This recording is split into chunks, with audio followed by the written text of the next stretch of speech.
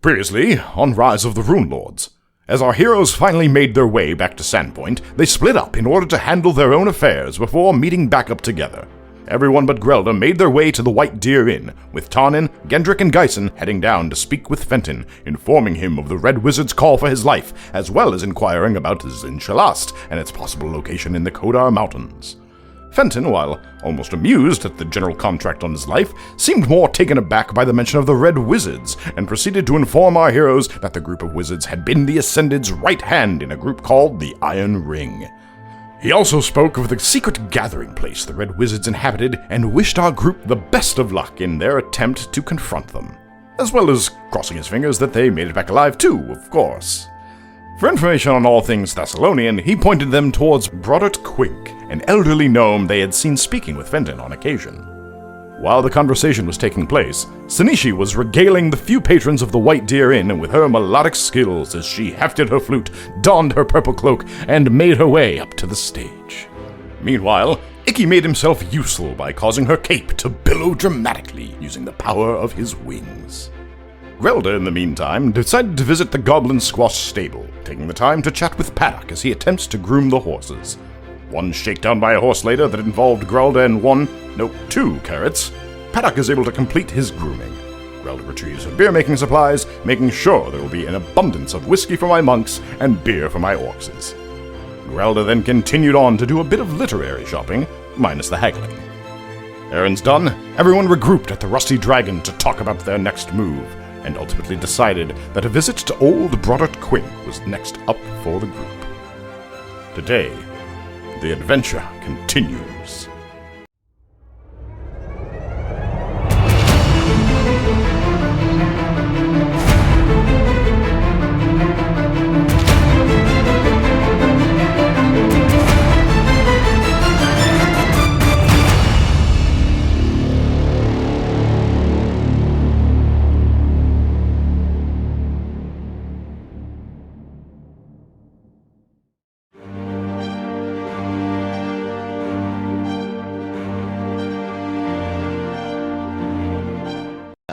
Alright, so we pick up as the group is exiting the Rusty Dragon. It is night. It is about... Oh, what's up? Nate, are you raising your hand? No, I'm adjusting the volume on my headset. Oh, okay. I thought you were raising your hand. Nope. So it is about 8 o'clock at night, so it is dark, and as you step outside, it does begin to rain lightly. And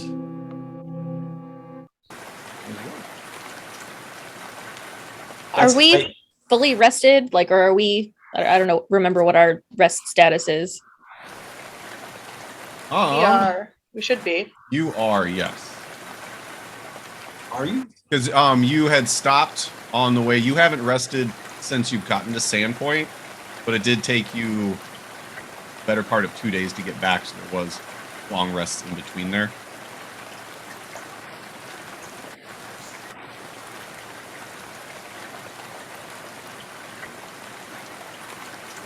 So the evening is yours. You are all kind of huddled together just outside of the rest of you. But can you remind me, we're leaving and heading to whatever that guy's name is? Told us to visit. Brodert Quink. Quint. The squinty gnome, so he's just squint to me. Good old squint. I think we need to go to Old Light and hide this thing, which is why we got the crate, and Geisen had a brilliant idea on how to lock it. Yeah. Especially if this guy is so interested in collecting these. Crate and barrel. He's not to be trusted with one of these until we can confirm that he is actually destroying the rest of them. Well, even then, we can if we can just learn how he destroyed it and have someone else destroy this one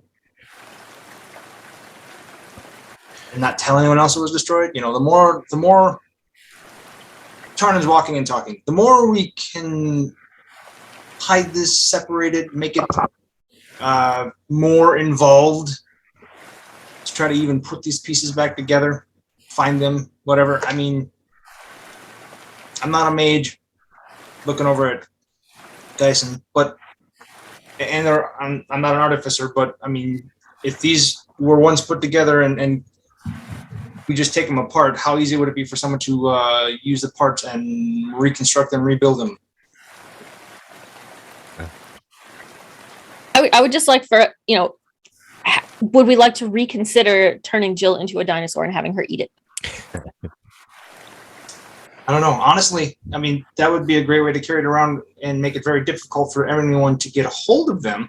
However, I'm thinking then it's with us, and then anyone looking for them is constantly going to be coming after us. And if we do find another set or another piece and want to hide that as well, then we now have 2/3 of what's needed to become a purple robe bitch.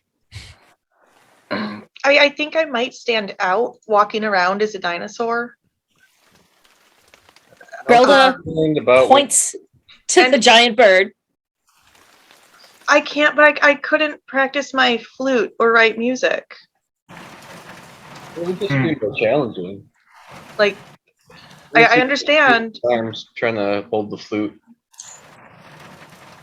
Correct me if I'm wrong, but wouldn't you be the first bardic dinosaur? Wouldn't that make your works instantly, like, popular and famous? I want them to be popular and famous on their own merit, not because of some gimmick like I've been transformed into a dinosaur and kept that way for months on end. It's the point in being a dinosaur if you can't be a dinosaur with integrity. I respect that. I mean, and I gotta tell you, like, my brain doesn't exactly stick around as much as you hope it would when I'm in a transformed state. Like, I couldn't even like compose just in my mind. I'm also concerned about what happens when you change back and the thing's still in your stomach. I would absolutely have to poop it out first. That sounds painful. It really does. Like, this to me personally, as the one going through this, asked to go through this, it sounds like a terrible idea. Please don't make me Google T-Rex digestive system. I was just going to say, I mean... Isn't a D&D book on that, like the other? Last time she was a dinosaur, T-Rex you called it, right? Yeah, last time you were one of them, I got a pretty good size at the size of her throat when she was roaring incessantly.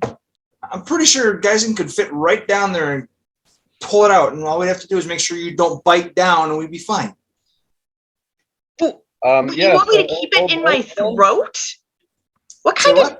You want me to keep the thing in my throat? Oh, no. He goes down your throat whole, grabs a hold of the item, which is secured in your stomach, and then we just pull him right back out. So Old Light, then. Good. I'm glad we come to an agreement. I think I would want to go back to the library and see if we can find out more about T-Rex digestion before we attempt to go this route. Are we there yet? Not comfortable with this idea.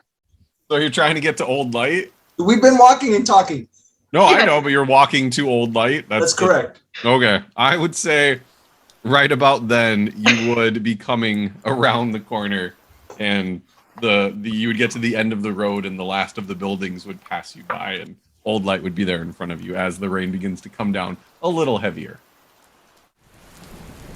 Does that mean that Steve heard me talking about needing to research T-Rex digestion? No, because you still have to, like, you just reached the end of the housing. You still have to go up onto Old Light because Old Light is 10 to 15, like where the hole was is 10 to 15 feet above the street, so you have to go to it and then ascend. Is it okay if I'm mentally imagining the very, very timid guard trying to decide how to deliver a parking ticket to the giant bird? As you get there, he has a little piece of parchment. He's trying to shove it in Dwayne's feathers.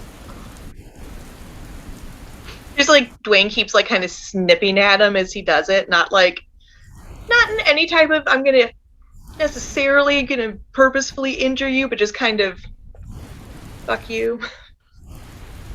All right, so you are at Old Light, and I will say you have ascended to the top by this point. Oh, you have to say ascended? I do have to say ascended. over and over. Hey, stop going upwards. Stop ascending. All right, so as you get up there, you do. I think how long it's been. You do see two different guards. There is a male dwarf and then a female half-elf standing, like, with their cloaks, their hoods up, kind of hunched over their halberds, trying to keep the rain off them. And they see you approach, and there's a couple of lanterns on poles to keep the entrance lit. All right, gentlemen. Anything new and interesting? Well, I mean, nothing too bad. Okay. If they don't ask any questions, Tarnan continues right down. Do you need anything? Just need to double check on something. I Don't need want you to anything preserve your night untoward. vision. Right. Just be careful. I think they got most of the giant pieces out of there, but it might still be a little slick when you get down there. Especially with the rain washing it down, yeah? There's not much we can do. Fair enough. All right. Enjoy. Thank you. Icky, just before heading down, Icky will just do a quick check on Dwayne, make sure all's well. Being a magical creature, he is like he's just perched there. He's not moving, not flinching. He's just chilling. Awesome. All right, so if everybody's going down, you do make your way into the Undercroft. And roll for initiative. Oh, that's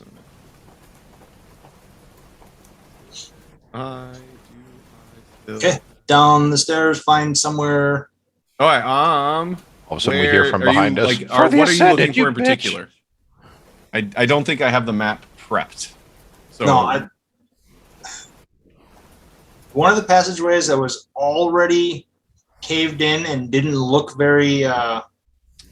Because there was the open room where you had the fight. Yep. There was a hallway to the south that led to two rooms that were partially collapsed, and then there was a hallway to the southwest, which is where you followed the ascended to the first room that was already collapsed. I'm trying to remember the map, Sean, but I want to go to the room that was I think on the left.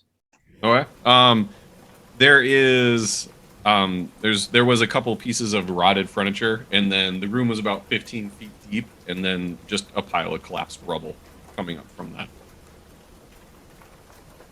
Icky Grelda, do you mind getting a little dirty and digging underneath this crap as much as possible, and we will bury it in here, unceremoniously, just bury it. And by it, I mean we're talking about like guys and casting that spell, like it being the crate after it has been spellified. Yeah. My idea is we're gonna have a big hole, or at least a moderately sized hole. We're gonna have the scales put in the crate. We're gonna have the scales are gonna be in a bag that we got. We got the bag, and we're gonna put the bag in there in the crate. Gyson's gonna seal the crate for all eternity, and then we bury it in there, make it look like it's been sitting there for decades still. I'll even use some cantrips or whatever to make it look old and undisturbed again, and then we just leave it here in a seemingly empty, not important room right off the front of this walkway, where most of the important stuff is deeper in, or more important stuff is farther in. This one just unassuming, sitting here. That's the plan I could come up with what we have. I like that a lot more than me swallowing the thing in a transform state. As do I. I mean, I'm still interested in sometime when we get a day to just do nothing, maybe playing around with that idea and seeing what actually happens. But not right now. And definitely not with these things. I volunteered to be the T-Rex on that day if Sanishi is busy. I would love to know if the taste buds of a T-Rex experience flavors differently than a dwarf.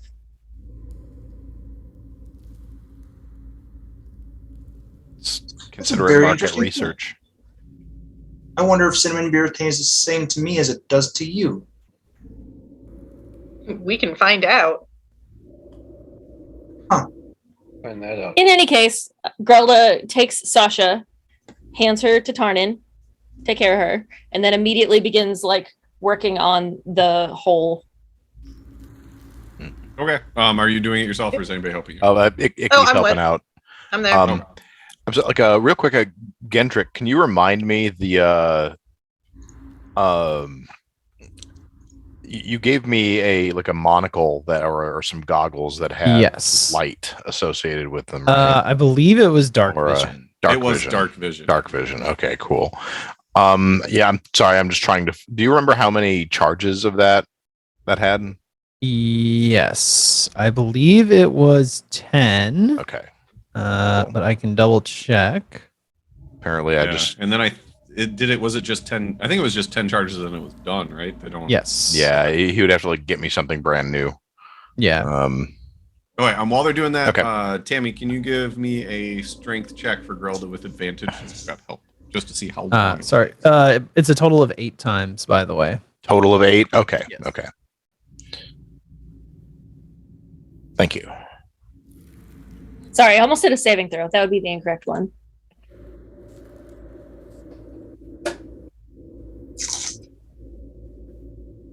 $10. I'm going to swap to my other dice that are less pretty. All right. So with everybody helping, it does take the better part of like half hour to be able to carve out the kind of hole you're looking for that will fit the crate, that everything won't collapse on you. So you're taking your time. So it takes a little longer than normal, but you're able to get that hole there. Get the empty space the crate will fit in snugly.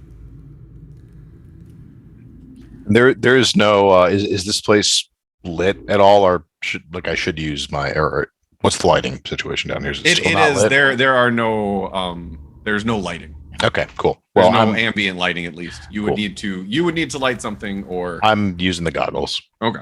And how long does that last for? Is it an hour? I think so. Gendrick, confirm, deny. Checking the spell. What would that spell be again? It was an ability, I think. Oh. Yeah, because you used your artificer ability. Yes. It's like you didn't actually make them. Sounds like some bullshit. All right, so the hole is there. The space. Put the scales in the burlap sack. Put the box in another box. Put that box in another box. Find a way to fit it in the space, and then, or actually, before you fit it in the space, is Geisen going to use that spell? Yeah, so I'll cast Arcane Lock. It says you touch a closed door, window, gate, chest, other entryway, and it becomes locked for the duration, which is until dispelled. You and the creatures you designate when you cast the spell can open it normally, so the whole party. Can set a password. Ooh, is it a pass? What's a password? Do you want to set a password? Yes, we want to set a password, because that will. How long can the password be? As long as our slowest member can remember. So I vote for Tyrannosaurus Rex. Stomach. What was that? Tyrannosaurus Rex stomach. Nobody's gonna think of that. I was gonna say what rhymes with whale, but that's good too. All right, the password is Tyrannosaurus Rex stomach. Oh. All right, then it is. Tarnin actually sighs. Really? It is locked, Right. and it Okay. easily slides into the space that was made. And I'll say, in order to kind of get it so it appears undisturbed, be another 20 to 30 minutes of work between using your hands and the cantrip, and in order to get it looking as natural as possible. So you've been at this for a solid hour by the time the box is hidden. Before the hour is up, is there anything that anyone not using their muscles would like to do with that time? Yes. Yeah, Tarnan continues to gripe about the password and the missed opportunity. There's a hole in the bottom of light. And in that Okay. hole, That hour would be a short If only rest we had for a bar. anybody who would want it, who wouldn't be doing anything else. Otherwise, the hour passes. It's about 9 o'clock in the evening when it is patched up. All right, so guys, since we've been down here for a while and we really want to discourage people from coming down, I could, if somebody, we can light some fire down here, and I can create like a bunch of smoke that'll just hang out like for a minute, which might help dissuade people from coming down. Like position it so it's like at the beginning, so it's kind of like half coming out, half going down, like we exploded something down here. see, to me, that just brings more attention to the place, because if we went down here and said, yeah, everything looks good, and we left after they've already been down here 100 times, then we didn't change anything. There's no reason for them to come down, no reason for anyone to come check it out, is my hope. That's smart. That's why you're captain. I mean, I like the idea. If we were in a hurry, I would definitely jump on that concealment idea you had. That sounds great. Just not in this moment. You know what I'm saying? Yep. But I will definitely keep it in mind. You've got that. So as Tarnan says this, like Icky will like for the first time kind of like look around and make sure there's nobody else. Or Give me a perception check. that's not the right math rock. Natural 20. Natural 20. So you've actually been unintentionally paying attention the entire time you've been down here, and you haven't heard or seen anything that would make you believe that there's anybody or anything else down here with you. And you actually, when you came down, you noticed that the giant bits have all been cleaned up, but there is still just blood streaked all over the floor. Does Icky say paddock anyway, just in case?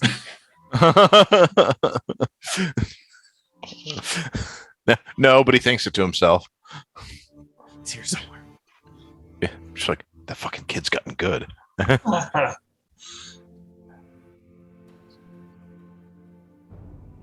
All right. Any other brilliant ideas while we're down here, or shall we go see? Insert name. Go see a gnome about Squint. a place. His name is Squint, y'all. Let's just do it. Okay. It's killing Sean, so I'm in. Oh, I'm far too used to it by now. On the grand scale of things, this is actually really close to the guy's real name. It's probably pretty benign. All right. So in that case, as everybody ascends the stairs, the half-elven woman and the dwarf are leaning over as you come up into the moonlight. It is still raining fairly hard, but they look down at you, and the dwarf kind of leans over. So did you find everything you're looking for down there? You're down there for a while. They're starting to get worried. Everything seems to be under control down there. It looks like he cleaned up pretty good. Everything looks empty. Good. It's nice to know nobody's sneaking in while we're up here. Can you try to kill the giants up here from now on, so we don't have to lug that up the stairs? Just a request. Grelda? Because it's a dwarf, right? Yes.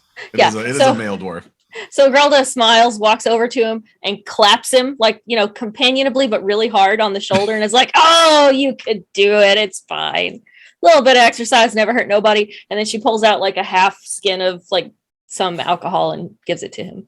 All right. So as you clap him on the shoulder, he just he jerks forward and just starts coughing, and then he turns to you. He's about to say something, and then you hold out the skin. He's like, "I suppose it's not so bad to pick up stuff."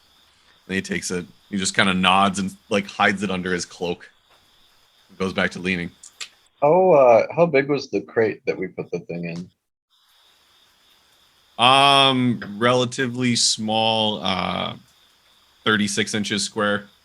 Okay. Half. Because the scales were about a foot square-ish. Okay, cool. I was just imagining us bringing this giant crate down and then being like, "Oh, they're not going to notice anything." No, it is a relatively small crate, and it is dark and raining. Cool. Okay.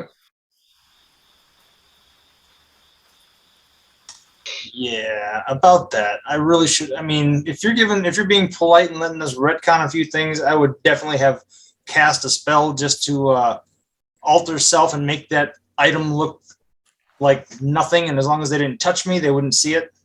Well, I think it's unnecessary. Okay. Let's just go with back it. and retcon anything. Yeah.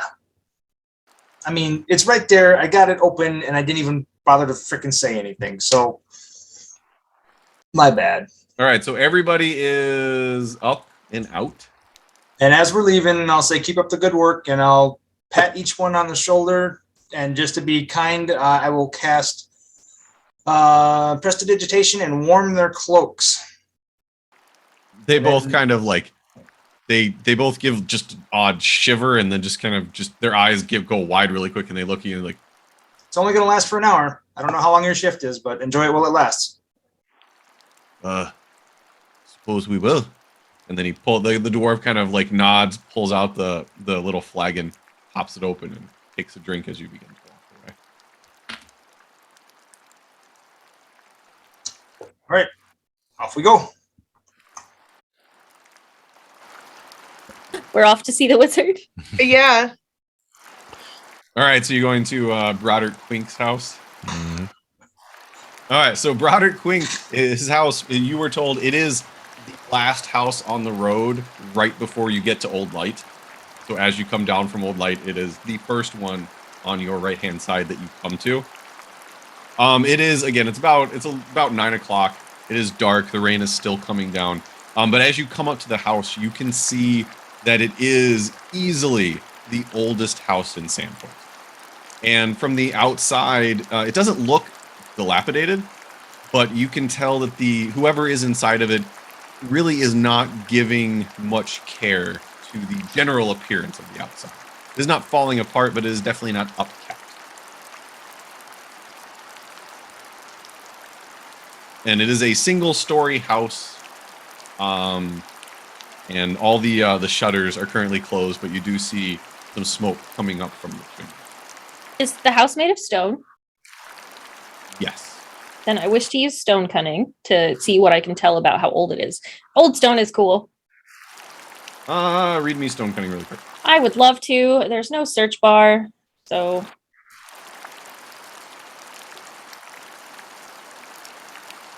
There's a search bar. It's at the very, very tippy fucking top. Yeah, for you the can't entire search- D&D Beyond. Oh, Yeah. yeah. All right, you know what? I'm just gonna do a Google search. Stone Yeah, cunning. see, It's I under like features Google. and traits. Give me a history check. Thank you. Yeah, that would be a good feature request actually to have a character specific search. That actually would be. 4 plus whatever it is stone cunning would give me. Does stone cunning give me advantage? It's whatever your whatever your history check is, which is a -1. And then double your proficiency, which is currently 4. 4. So whatever you rolled plus 7. Plus- -1. Oh, you have a -1 history check plus 8 for double your proficiency. Oh, okay. 12. 12. You can. The stone does seem older, more worn than any of the other stone in Sandpoint, but it is by no means ancient. Like, this stone has been together in this formation for like maybe 100, 150 years max. Sandpoint in and of itself is not hundreds of years old. It doesn't remind me of the stone that we've seen in like many of the catacombs we've been in here. No. This reminds you of these stones that you have seen in other houses in Sandpoint, just a bit more worn. Okay, thank you.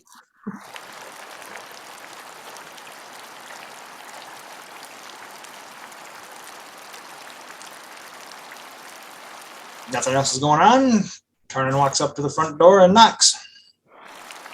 All right, so as you knock on the door, it takes a second, and you do hear rustling inside. And then the door finally like creaks open enough for you to see the face of a short gnome. Actually, even Grelda's got about 6 to 8 inches on this gnome, and even Geisen has a couple of inches on this extremely small, older, elderly gnome. He has gray hair that is tied into a tight bun on the back of his head. His nose and his chin are both pointed, almost looking like a crescent moon shaped.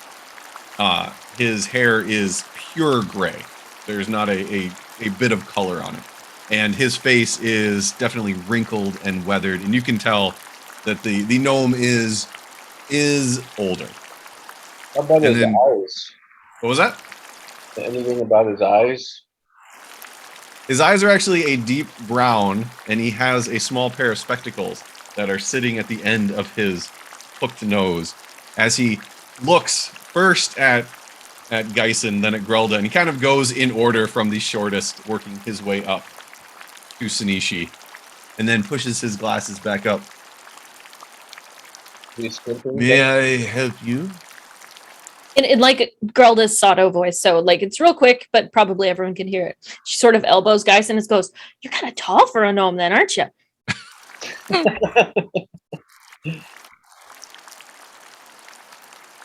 Well, out with it. I don't think you came here in the rain just to stand in my front door. So what can I do for you folks? Geisen, would you like to field this? Hello, my name is Geisen, and we are the 6? 7.6 now? I don't think we ever changed it because Tarnan was trying to convince everyone that it wasn't about the number that started with. It was about the 5 different. No, I don't think we changed it yet. We'll have to discuss that. We're the 7.5 plus 1, and Fenton sent us to you. And we were wondering if we could discuss something, perhaps. Well, I recognize you. I've seen you in I've seen a couple of you speaking to Fenton before. But I figured you'd eventually come and speak with me. Surprised and disappointed it took you as long as it did, but you're tired, I'm sure, and you're obviously drenched, so come. And he kind of turns and the door opens, and he waves you inside. And as the door opens, you get a view on the inside of the cottage. And it is relatively small. On the left, you see a doorway, and through that, you can see a modest kitchen. It looks very small, and even in the dim light, you can see that it is unused. And then on the right side of the cabin, on the right side of the house, you can see a doorway leading to, it's open, and it leads to a rather sparse-looking bedroom. It's, again, a very small room that you can see, and all there is a bed and a desk on the side.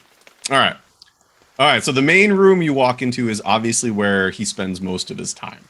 The fire crackling in the hearth at the opposite end of the room gives off warmth that is felt on your skin the second you enter. The sound of rain outside begins to soften now, being heard off the roof only ever so slightly. The light from the fire complements the numerous candles and lanterns strewn around the room, giving enough light to read and write by. Barely. In the center of the room is a small couch, along with a pair of chairs, and along the right side, just past the door to the bedroom, is a writing desk. Obviously used often as it is strewn with papers and open books. And the books are the main attraction in this room. The walls are filled with bookcases. Each one has books haphazardly strewn on them, whether they're stacked up or on their sides or leaned over. There are piles of books on the floor. There are just random books and scrolls everywhere. And actually,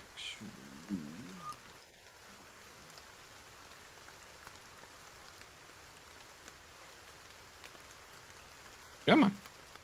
So I am rather distracted at this point as I am composing.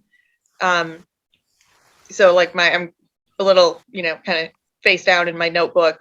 You might hear some humming coming out of me, and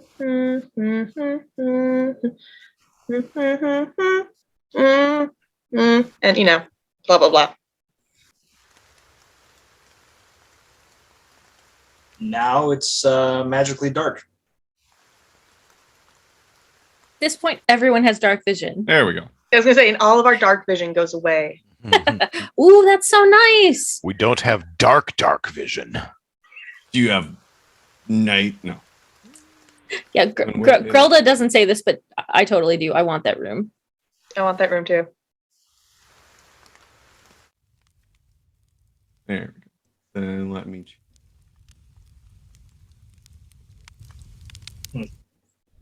Voice. There. All right. So, as everybody enters the room, Roderick closes the door behind you, and then turns.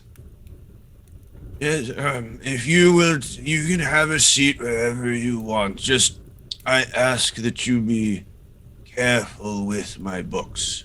As you can see, they're all in a very specific order, and I would not want to have to figure it out if you were to move something. So, if you would be so kind as to please ask before you pick things up, it would be much appreciated. Then he kind of makes his way over to his writing desk, slowly turns the chair and sits down. So, what can I do for you? Grelda immediately chimes in and says, "Can I have some of that fruit?" I suppose if you would like an apple, you may take one.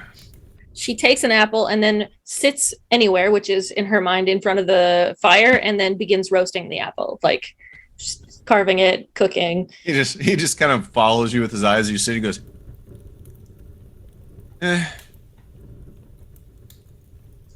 Grelda's question. Oops, sorry. Go ahead. I was say Grelda's question kind of brings me out of my composing, kind of start and look around and hey, do you have anything on T-Rex digestion? On what? If no, that's okay.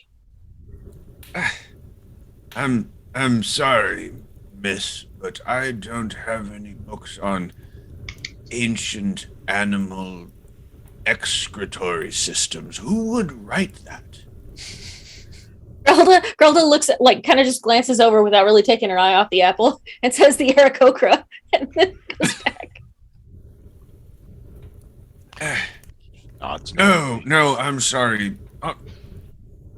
Basically, everything you see here is Thessalonian in scope.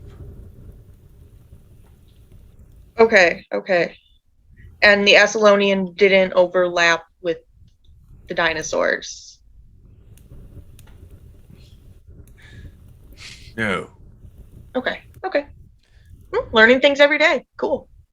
Glad I could help you. Arnon casually leans on Sasha since he hasn't relinquished it back. This is kind of nice. It's like a really, really heavy cane.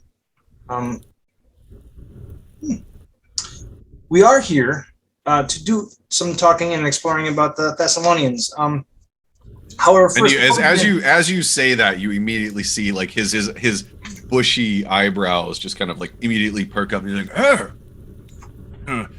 however, there is one bit of pressing information we need to know about first. The destruction of a artifact. Actually, I'm going to let Gendrick and Geisen question you about how that happened, and if you would please direct your attention to them. So yeah, Fenton told us you had some success with destroying one of the artifacts. It was a hard enough work for us to figure out how to do it. Then the damn week it took to actually accomplish it. But yes, one of those damnable artifacts.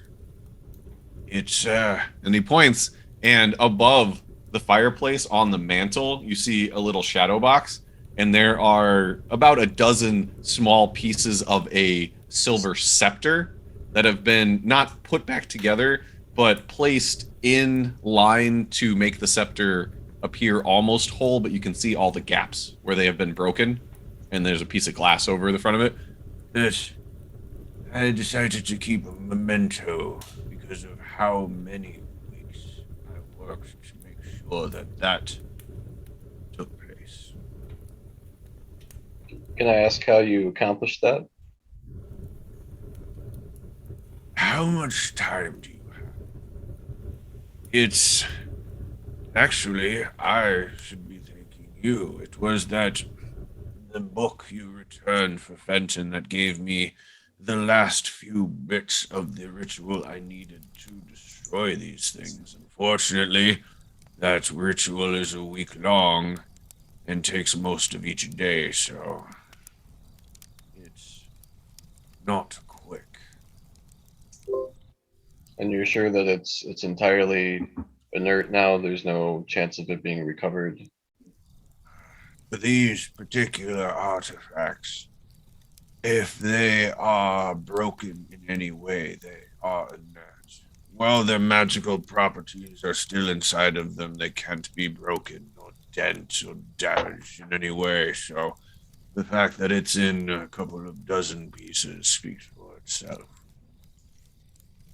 Do you mind if we take I want to check the truthfulness of that. Give me an insight check. Like I just don't trust shit right now on these things. Give me an insight check, and then Geisen, what were you saying? I was just asking, do you mind if we take a closer look at it? You can feel free to look at it if you want. I would ask you not to take it out of the casing. That shadow box setup was not inexpensive, and it took a couple of days, so I'd rather like it where it is. It does look nice there. Agreed. I'm glad you have an eye for decoration as well. All right, and what did you get, Sanishi? 6. So 6? yeah, tell him the fucking truth. As far as you can tell, he's telling the truth. I turned to Gendrick and asked if you'd like to come over with me to look at it. Yeah, let's take a look. So, Sorry, there's only so much light in here. I don't know if you have a torch or something to see more clearly, but this room is about as lit as it's going to be.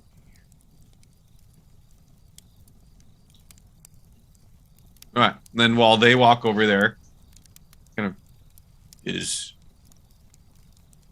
that all you came for? Just to check up on me? Tarnan casts light on a copper coin and says, "Here, Geisen, just in case you want a little more light." Flips it at him. thanks. Relda gets up because it doesn't take long to roast an apple, and she like sprinkles a couple of like seasonings and hands one first to Squint. to Broadert. Yeah, yep. All right. He kind of reaches out his like old bony fingers and takes it. And he looks at everybody else. You bring along a personal chef? And takes a bite out of it, and then kind of nods at it. Yeah, it seems you did bring along a personal chef. I cannot say I've seen too many adventuring parties. It's a good idea, though. I should suggest She doubles that to as a people. butcher.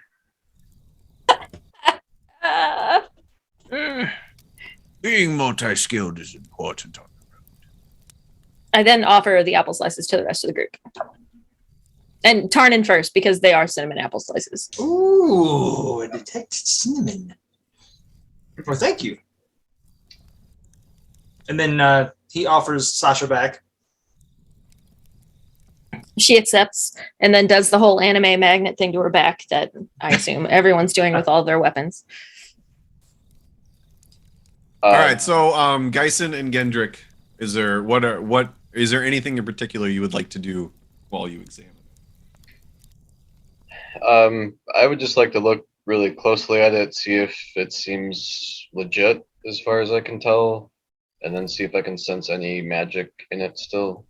Give me an Arcana check. And then Gendrick, anything in particular? Yeah, I think I'd pretty much do the same. I think Gendrick isn't expecting this to be any artificer based magic, but I figure he'll probably do about the same. Okay, so I would say you can either give him advantage on his Arcana check, or you can give me a perception check yourself. Either or.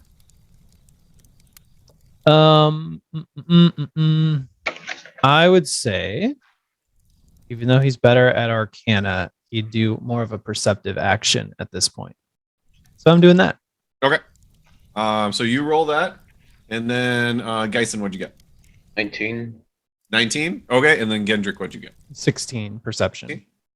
All right, so Geisen, you can't detect any hint of magic coming off of this at all. And then Gendrick, as far as you can tell, everything he told you was true. It is definitely broken in a couple of dozen pieces. And from your artificer background, it doesn't look like it is active in any way that you could discern. And from when I've read some of the books on the rituals and everything, were there ever any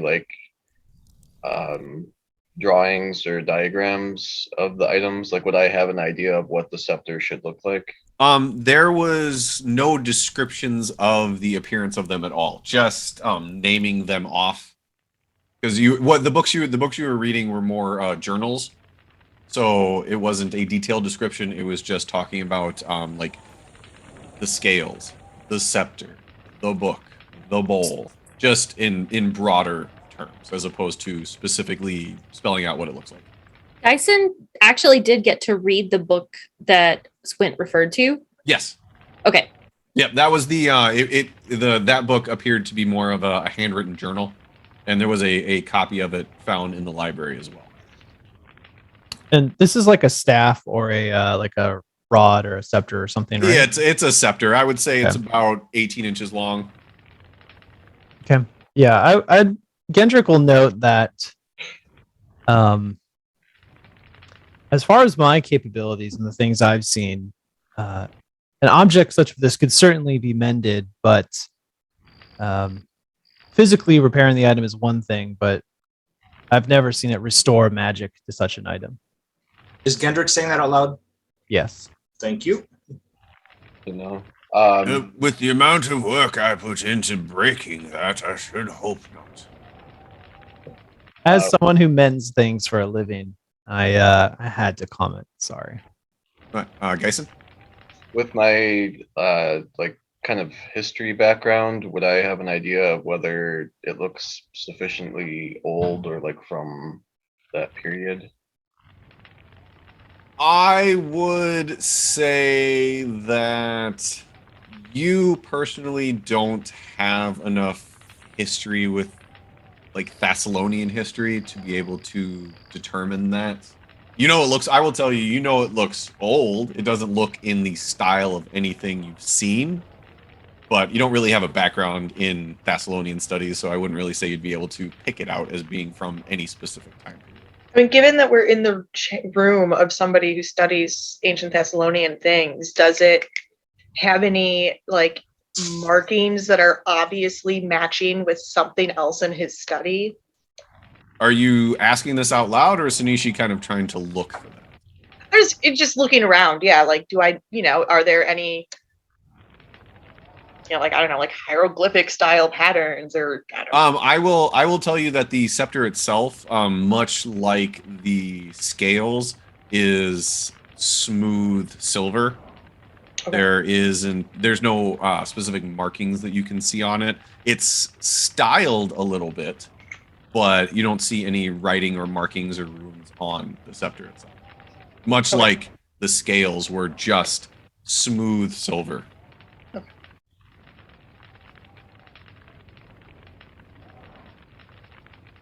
And I don't know shit about design, so odds of me noticing that would be low. If it was made of beer, Grelda could help, but alas. Oh, I drink the scepter. Is there any chance that releasing the magic from these items could allow that magic to get put into another item? Does that make sense, magic people? This is Sanishi talking. Yeah, I understand what you're asking, but nothing I've read or seen makes me believe that this magic is permanent and transferable in that way. Okay. It's But thankfully these things it's make me really disciplines. nervous. With what these can do and accomplish, I think a bit of nerves and anxiety is a reasonable emotion to experience. Question that gets brought up in my mind when she asks that is, how hard would it be to recreate something of that nature? Oh, unless you happen to have a Thessalonian wizard in your back pocket, I don't think anybody would be able to replicate their magic. There's a reason that the Ire Span and Old Light haven't been rebuilt. Nobody In my back pocket? in the No, past she would hate it 1,000 there. years That's no. has that I would never put her in my back pocket. Nobody who's been alive in the last 10,000 years has any idea how to create what they've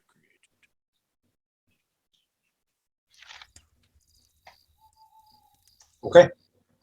If you were to hear that there was still a civilization at Zinshalast in the Kodar Mountains, would you think that civilization might still have this knowledge? If you were to tell me that since last was around, I would say you should go there with a pickaxe and a shovel and dig up the streets of gold and become rich.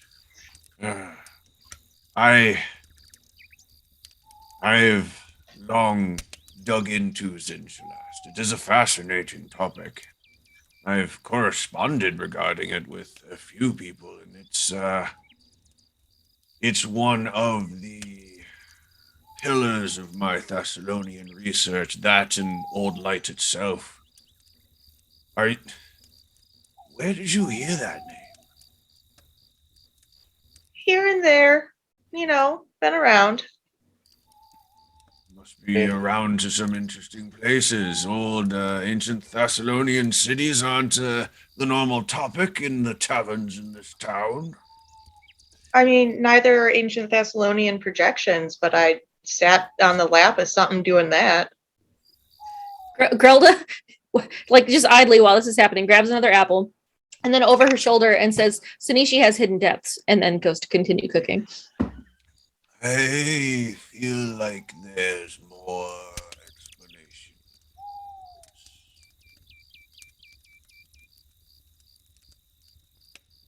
You kind of trailed. I don't know if it was the same for anybody else, but you kind of trailed off the end. Oh. Yeah, I didn't get that. I feel like there's more explanation needed for this particular story. Not really.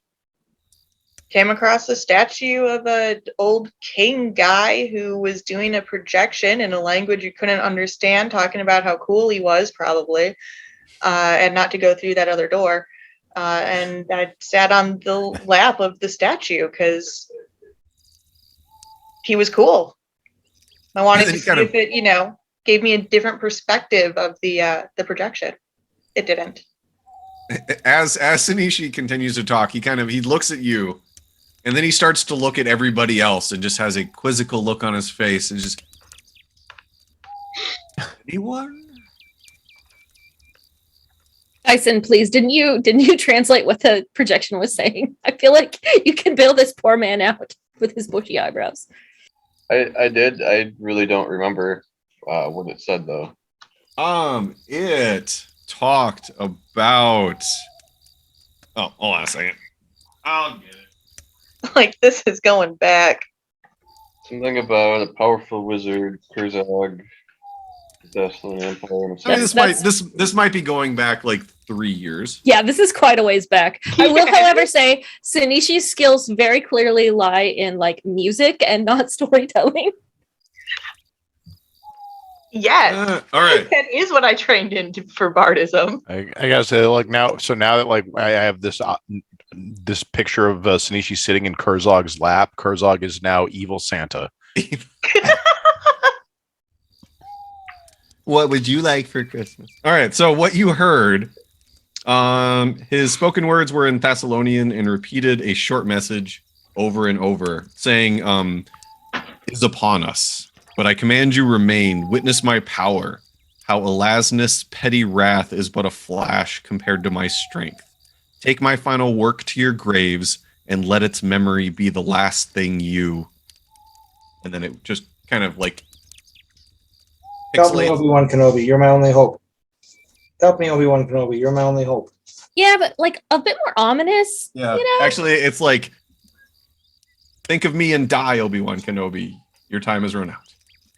Speaking of all this, I asked him if Kurzog were to come back, could he recreate that?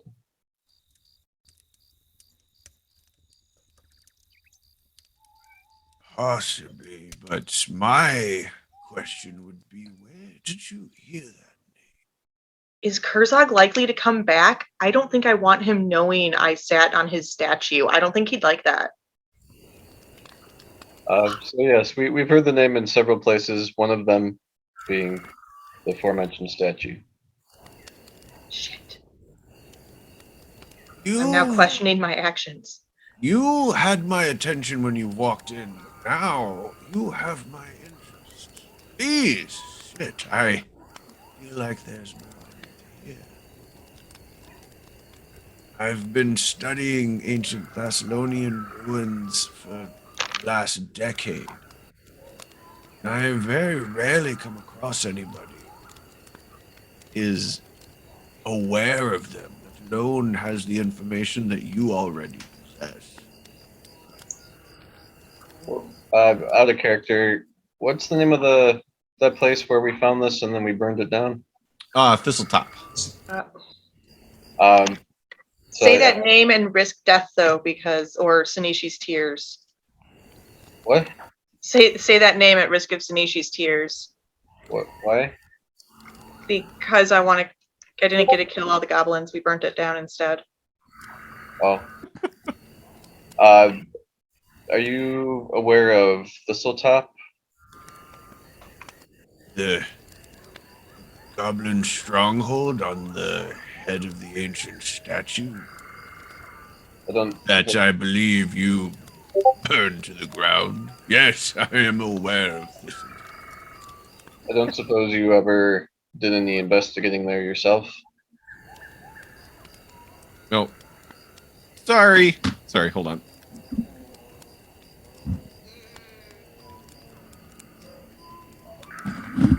Okay, sorry, hold on. Oh, that is good. That's good. Is this is better? Yeah, much. Ooh, Okay, I'm just turning up the gain on the mic. I can turn down my volume. Okay. No, I'm sorry. Thank you for letting me know. No, it was all good. No, like because it was just like it was basically like when you were doing more like RP voice. as you started like getting quieter, we'd start to lose you in those moments. Okay. So, But this is better. that's like Yes. it is Oh so my much God. better. So Even just much like better. I didn't even realize that your normal voice was lacking until Okay. I hear it as it is now. All right, perfect. All right, Lars, I'm sorry. Can you say that last one more time? Have you ever done any investigating yourself in that area? In Thistletop, He kind of looks over himself. I am a man that uses his intellect, not one that uses his brawn. I prefer to be alive while I study these things, and going into a goblin stronghold does not go along with that goal very well. It's been burnt for just like over a month. About a month. And I am also not one for intense manual labor. Oh, okay. Okay. So as to dig out a burnt ruin, you pay people for these things. That's what I'm here for. I'll remember that. I have a feeling we'll be going back there someday. So if you'd be interested, maybe you could tag along when we go back there. I think that might be a good idea with some of the things I remember. He might be able to help us with traps and hidden doors and stuff. If you have an opening to get to where you sat on Kurzog's lap, and there are no goblins, I will happily tag along. There are things like ghosts and goblins, Squint. and I'm thinking maybe we don't want to encourage anyone to go playing around down there. But maybe he knows more about the floaty room. That was a cool room. Yeah, like no, I'm willing to bet he could give us a lot of information about the things that are down His there. face just, every time you guys talk, his face just gets more and more confused. And he looks at Grelda. Floaty room? Grelda, Girl goes, Moti. It was a Moti. There was a moat, and then she just like pretends to be super invested in the Yes. apple. Yeah, I remember that moat. It was very, very moatful. It was a good moat. You are quite a peculiar band. I can see why Fenton has taken an interest in you. So, where did you hear about... What was that? now you have my curiosity. What type of curiosity or what type of interest are we drawing from Fenton? You get the job done, I believe is how he put it.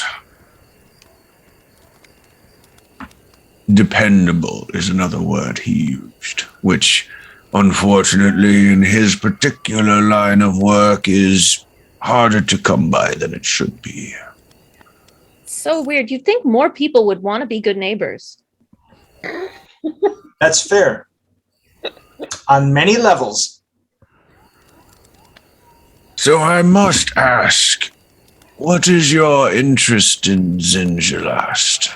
Not many people are known to look for cities of gold except those who want and have money to spend. Or money to lose, as it were. What does that have to do with anything? Well, Sinjalast is basically a lost city of gold, and you know what people do to find lost cities of gold? They waste their life and their money. And usually their lives. And while I've done some digging into it, I'm wondering where your interest comes from. Some books we read. From the books at our local library. Yes. Hey, Grella, like, did anyone say that out loud? Icky will have, yeah. Grelda's like, Library. Library. Help me out here, Sanishi. Library. Library? Yeah. It was a library. What's a library? A place with a lot of books.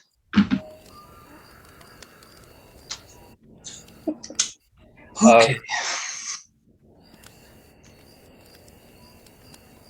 Tarnan's hiding his face, which I imagine to be in character.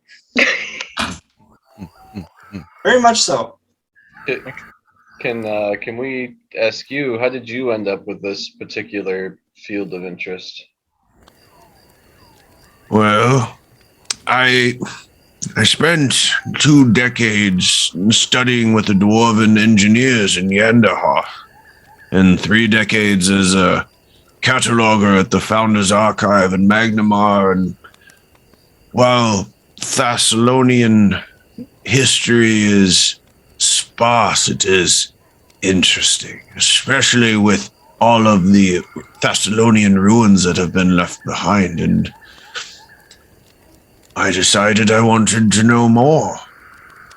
I studied, I visited more than 20 of the Thessalonian ruins that are strewn around Varesia, and I've tried to gather as much knowledge as I could and connect with those who knew more than myself, which is where I've gotten the most interesting information from. And were you aware of these artifacts before Fenton brought them to you? Is this something that you consider yourself an expert in? Not these artifacts in particular. I work on some of Fenton's more sensitive bookkeeping, and he learned of my proclivity for Thessalonian history and brought it to my attention to see if it was something I could help with. Can I just for a moment? I want everyone to imagine what I'm imagining here. So this gnome who has spent the majority of his life studying this one obscure thing, a group of ragtag, smelly, weird adventurers comes in, idly dropping secret words as though it's like common knowledge, then starts grilling him on like, tell me how are you? Like, why should we believe you? Like, give me your credentials. What's even better Scruffy looking. is I want to do another insight check on the truth. I'm All right, give me an insight check. And it's only 10 years, Tim. He said he's been studying Thessalonian history for 10 years. Oh, okay. He spent 2 decades with the Dwarven engineers in Yanderhof and 3 decades as a cataloger in the Founders Archive in Magnamar. And then the last 10 years, he's been interested in the Thessalonian history. I'm trying to imagine, like, I don't know, someone wearing almost nothing. Like, they just look like a dude, bro, that hopped in off the beach, hops into my house and is like, hey, can you prove that you have the skills that you have that you've been working on? And I'm like, I don't know. Like, I know I fed him and it was a nice apple, but I think he would, he's right to be a little bit like, what's happening right now?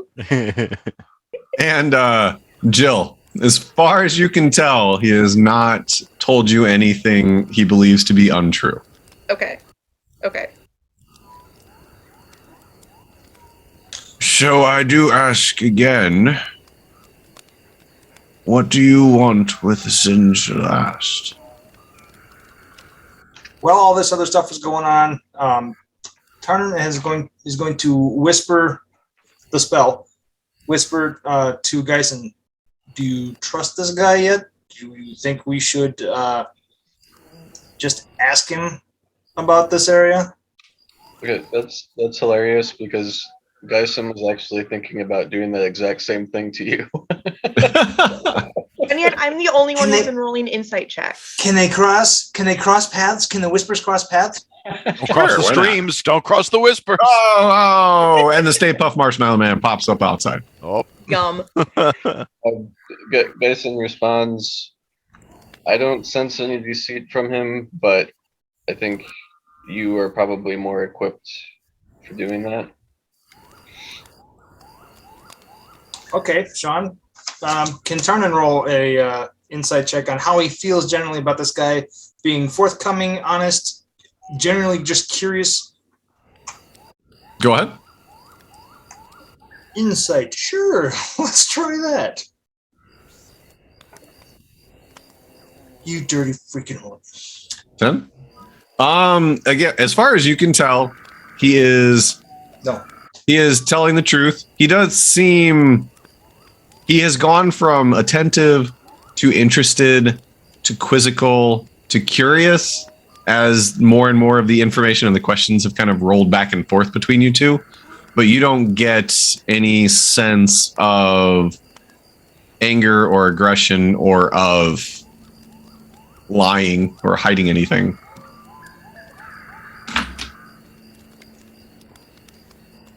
John, Sure. I don't know. All I right. don't know what background music is happening right now, but one of those birds sounds like a modem dial-up sound. Yes, I do not know why that particular. I was hearing a lot of birds. It's like, no.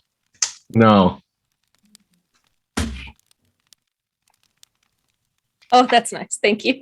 So we believe that Vinchelast, which is near the River Ava, has the headwaters, which are sacred to Desna. With these items, The ritual to use the items can be completed in Zenzalast. It correct. is one of the few locations that it could actually be completed at. Like one of two. Sorry, I just went through my notes. Thank you. We have reason to believe someone might have actually uncovered where this place is and is actually trying to use these items to bring somebody back. I don't know about actually attempting the ritual. I know Fenton was afraid that the Ascended would attempt it when he had the three. As for potentially finding Zin Shalast, there was... Give me a moment. And then you see him kind of get up and he goes over to the corner, kind of right next to where the fireplace is, and just starts digging and rooting through his books and scrolls. And he just goes quiet. And it's like 3 minutes of him just his back to you, just moving stuff and throwing stuff. Yes. During that 3 minutes, I don't want to interrupt your explanation, but tell me when it's appropriate for me to say something during that 3 minutes of silence. Go ahead, and I'll tell you. Yeah, because it would be 3 minutes, and then something would happen. So if anybody has anything to interject, say, or do during that time, go ahead. There's going to be a whole lot of whispering back and forth between Geis and myself, and probably Gendrick as well. Okay, so I will say, like, during this 3 minutes, you can go ahead and whatever is going to be passed or said. And he is very, he is looking for something, and he basically has forgotten you exist. This whispering, is it capital W? Like, can anyone hear it, or is it like a magic thing between This three is people? right now, it's a magic thing. Okay. So, Geisen is getting messages, and Gendrick, you're getting kind of copied in, I guess. Or at least getting the cliff notes. I don't know how far I want to trust this guy, but at the same time, if he's the expert and he can tell us better where to find this place, because, I mean, I'm not trying to put Gendrick off, but we got to take out the Red Wizards for multiple reasons, and we still got to prepare ourselves to find this place and stop Kurzog from coming back. I don't think the Ascended was his only plan. He was a chump. He was a lapdog. Something more is going on, and Red Wizards dealt with now or later. We still got to worry about this. Yeah, I agree with that. I think this guy's our best chance. I don't know of any other Thessalonian experts. Does it bother anyone else that he just kind of fell into our laps? I mean, no. Fenton acquired him. I guess that he just happens to be in Sandpoint is an odd coincidence. Fenton has been actively seeking information about this for some time, right? Geisen, Lars, I would like to interject. We had previously established that Geisen was very suspicious of this guy as well, going into it in a previous session. No, we had one of the ones where Geisen was being controlled by not Lars. Yes. When Geisen was not being Lars, it had been stated that Geisen is very suspicious about this whole guy situation. Was that the time where Geisen couldn't enter the room to talk to Fenton because there was like an anti-magic field that like No. revealed? No, it was a different notes time. actually specifically say he was in the room to hear Fenton talking about this guy originally. Okay. Oh, So, like his suspicions came at this guy before, or we just Yes, when you were not here, Lars, we met this guy before, and Geisen was in the room with Tarnan while they were talking. Gendrick was in the room with Tarnan. Geisen stayed outside. Oh, Geisen stayed outside? Yes. Oh, I think thought he Joe was actually talking did. about the first time. The first time Geisen stayed outside as well. He almost walked into the room, noticed that the anti-magic field was affecting his amulet, and stayed outside. He has not actually entered the room. And you have seen Broderick Quink. Tarnan and Geisen have seen him both times you went down there. And the three of you, both of you and Gendrix did see him leave this most recent time you visited. Okay, he has so always been the one that has kind of been leaning over the book next to Fenton that Fenton has been talking to. And then he's kind of scurried out as you've entered. You don't recall why Geisen was suspicious of him, do you? If I remember it right, seemed very convenient that he landed in our lap. it was that, and you were. I think it was that Geisen was just mainly concerned that the magic item was actually destroyed, and also his intentions behind possessing them at all, whether that was to destroy them or not. That was the initial prior to arriving at the house.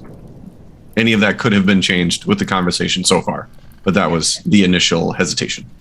My apologies for the interjection here. I just No, I was. I knew you had missed that. timed. It was needed. To that end, one of the whispers that's going to happen is to both Gendrick and Geisen at separate times, obviously. Do you trust that that item is destroyed and we no longer have to worry about that one? I mean, from everything I can tell, it's destroyed. I don't really have any good way of knowing that that is the item. It seems perfectly plausible that it is, but I don't have any way of confirming that. Is it possible for me to whisper back, or am I in read-only mode? You can whisper back when somebody whispers to you. Okay.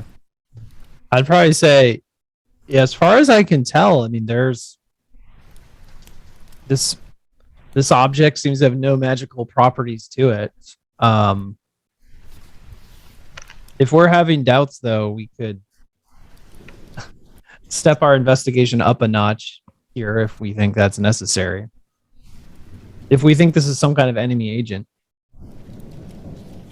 Enemy agent or curious bystander, all I want to know is, before we even consider trusting him with the information that we have, another one, and then asking him if he would be willing to destroy it, I want to be absolutely sure we're willing to risk that he might inadvertently or intentionally give it to the wrong individual. Or be the wrong individual. Or be the wrong individual.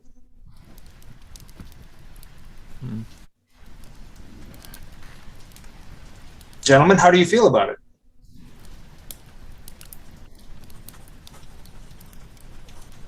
I mean, like I was saying, I don't sense any deceit from him. I guess maybe this is a question for Sean. So, Geisen has a background of like being around scholars and researchers and everything. Mm-hmm. You have a feeling for whether this guy seems legitimately like a scholar, like somebody that's just interested in acquiring knowledge and not necessarily somebody that's, I don't know. Give me an insight check. Investigation, did you say? Investigating through your insight. Can I assist him? No. Use an inspiration card. Oh yeah, what do we? You do have an inspiration card. Use it up. I don't remember what they are anymore. You just get you get to roll with advantage. Okay. And a Yes. D20 roll. Okay. Let me move that one away. They got me one more point. 9. Nine. As far as you're able to tell, he very much strikes you as the kind of person that matches the scholars you've met before. The way he is obsessed with a particular topic to the point of almost mastery, and then moves on to something else. The way he is talking about it, the way he has talked about going about getting information, as well as the places he said he's worked, all kind of match up with what you're tracking, what you're aware of. I relay the gist of that to Simon and Gendra.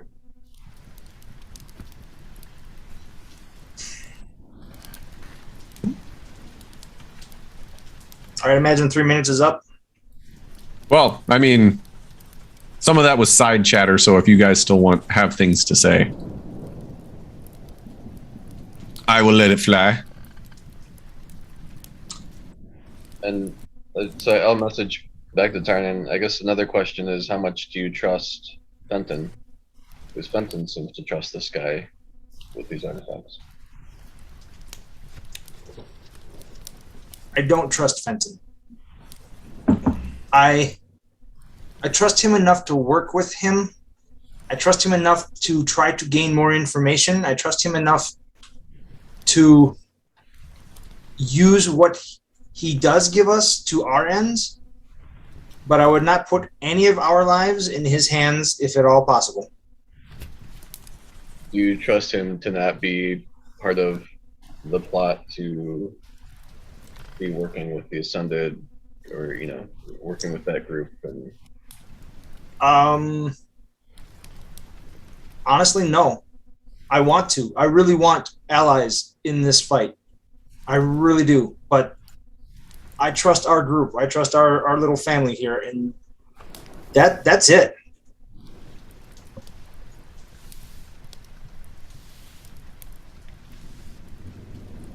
But if we can gain information and we can find out where we got to go next to put the next dagger in the next bad guy to make sure that this little bastard doesn't come back and make 7 new kingdoms,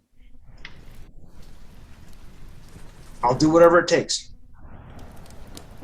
And as that comes over, you just see Broddert's arm shoot up, a folded envelope in hand, and just goes, "Ha ha! I knew it was here." Tarnan puts the dagger away and manages not to throw it at him, somewhat startled. And he stands up and turns around. This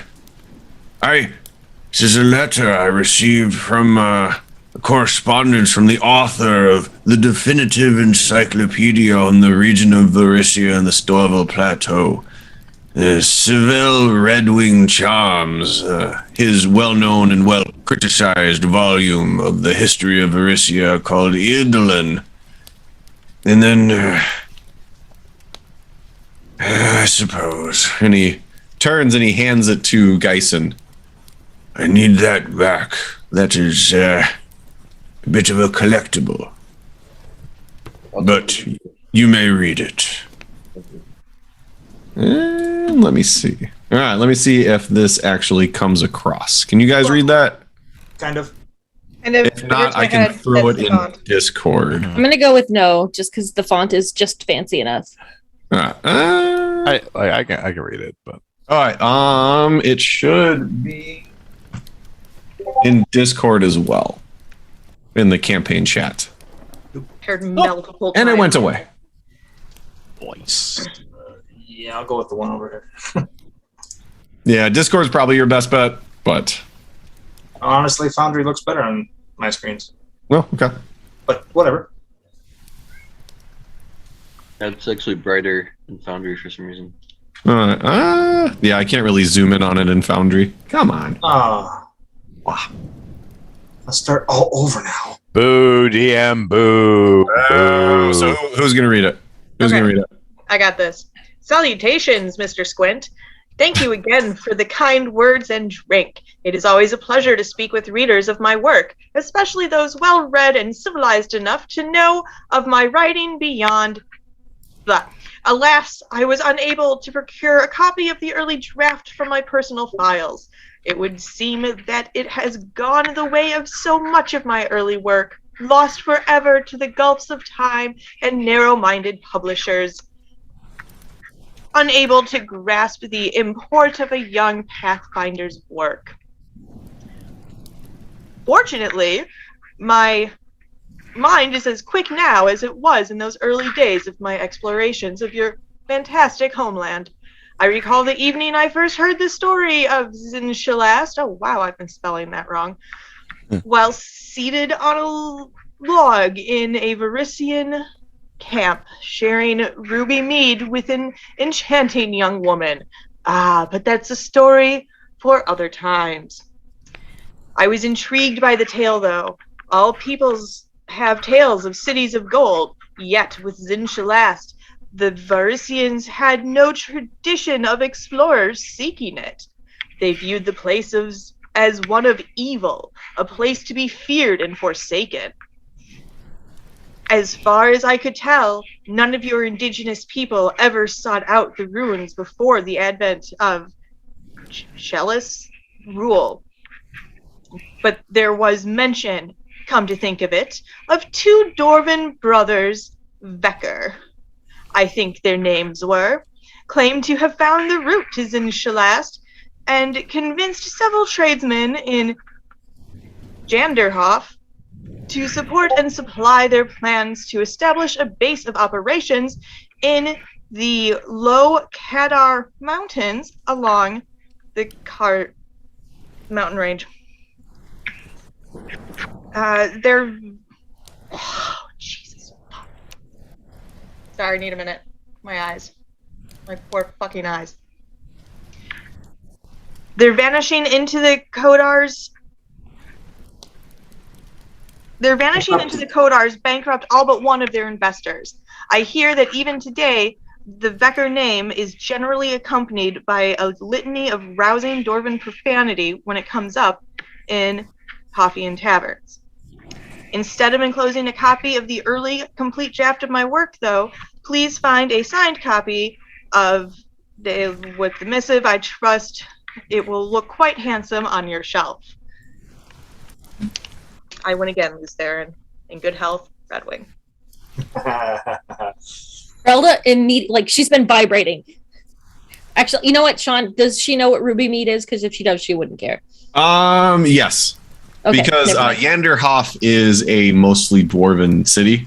Okay. So it is definitely a dwarven mead. Is it a good dwarven mead? I'm sorry. I hate. No, it is. It is a premium quality mead that is only made in Yanderhof and then outsourced. Or I'm sorry, not outsourced. It is sent out to be sold. All right. Grelda absorbed none of the rest of the story and focused on that. That's all. We're done.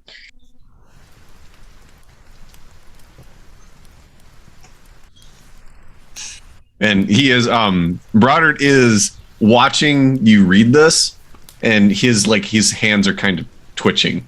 As every time the paper moves, his hands are just his fingers kind of reach and then pull back, and he's watching you intently. Has Geisen heard of Redwing? I mean, it is a premium mead. It's not uncommon. So not Ruby Mead, but Redwing, the guy that signed the letter. Give me a history check. Sorry, I broke the DM. No, I was thinking of Red Mead.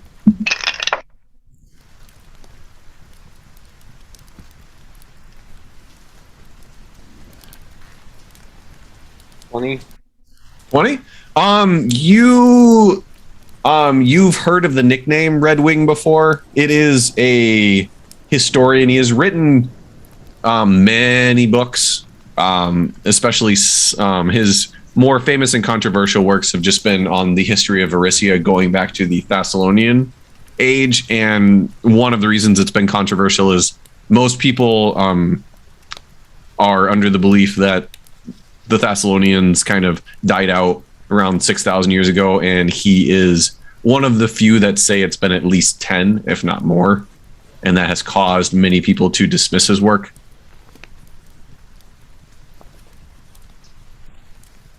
So you're aware of him as a writer. I wouldn't say you've delved deep into a lot of his work particularly because you haven't gone into the history of Varissia, but you're aware of his writings. Thank you for sharing this letter. If I can ask, what was the volume that you were trying to acquire from him? Was it on the Bautzen slash? He reaches out and he like plucks the letter from your hand, and you can see like a visible exhale as he folds it and puts it back in the envelope. I was very curious on Zinjalast. His book, Idolin, he mentions Zinjalast and the Runelord Kurzog quite a bit with as much information as he could put together, and I had heard stories of my time in Yanderhof about the Vecker brothers and their particular ill-fated expedition.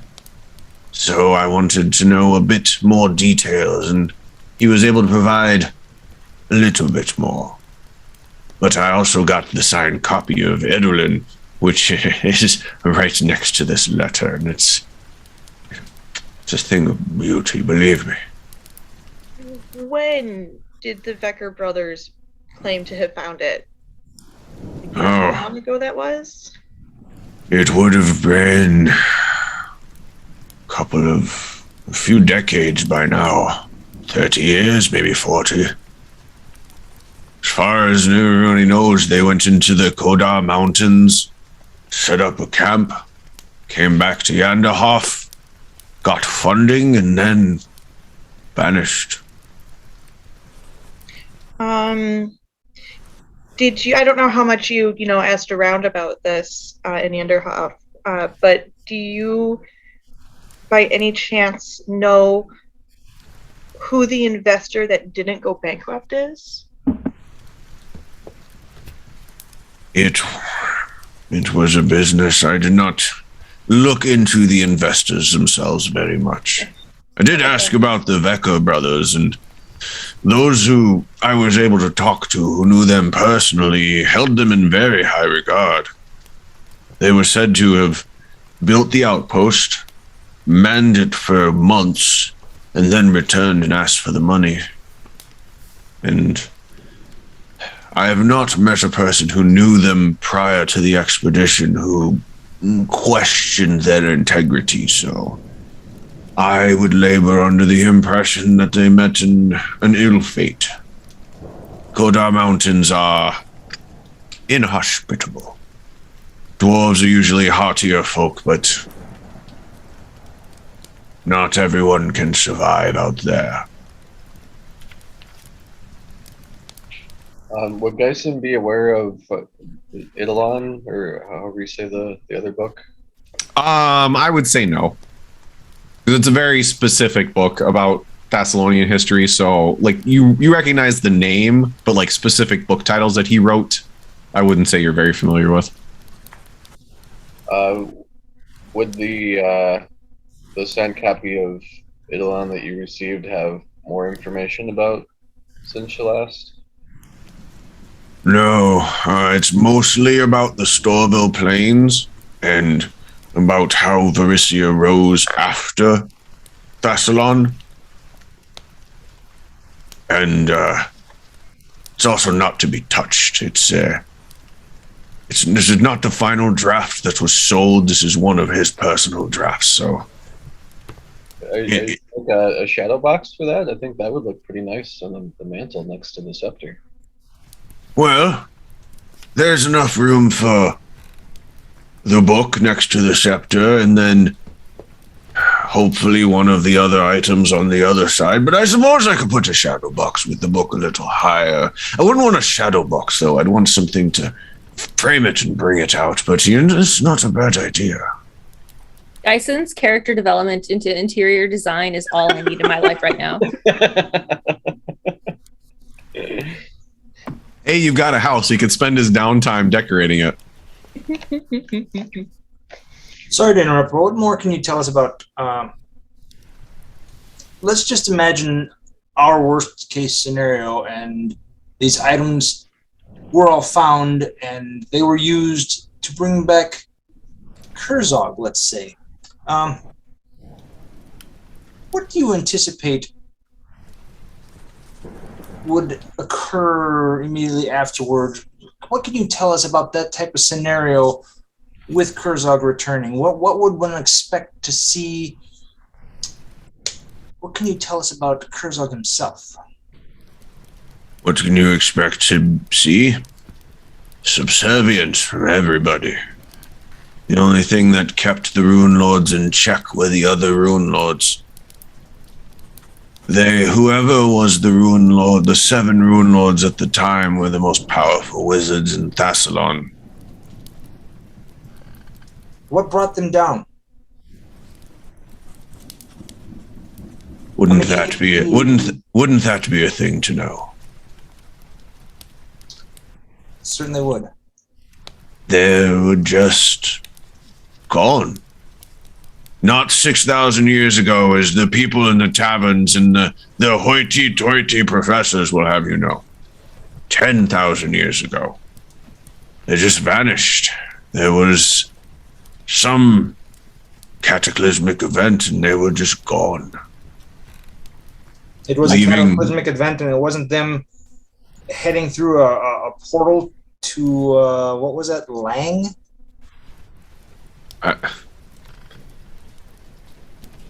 Who are you people? We're the Sandpoint 5. I gathered that, but who? Where did you hear about Lang?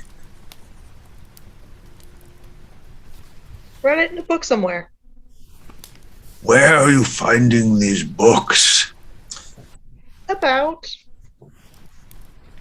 At the library, the library, and then she hands another apple slice as, like, you know, maybe that'll distract him. He takes it. I need to hire a chef. And then takes a bite out. And then as he finishes and licks his fingers. Oh, delicious. Where are these books?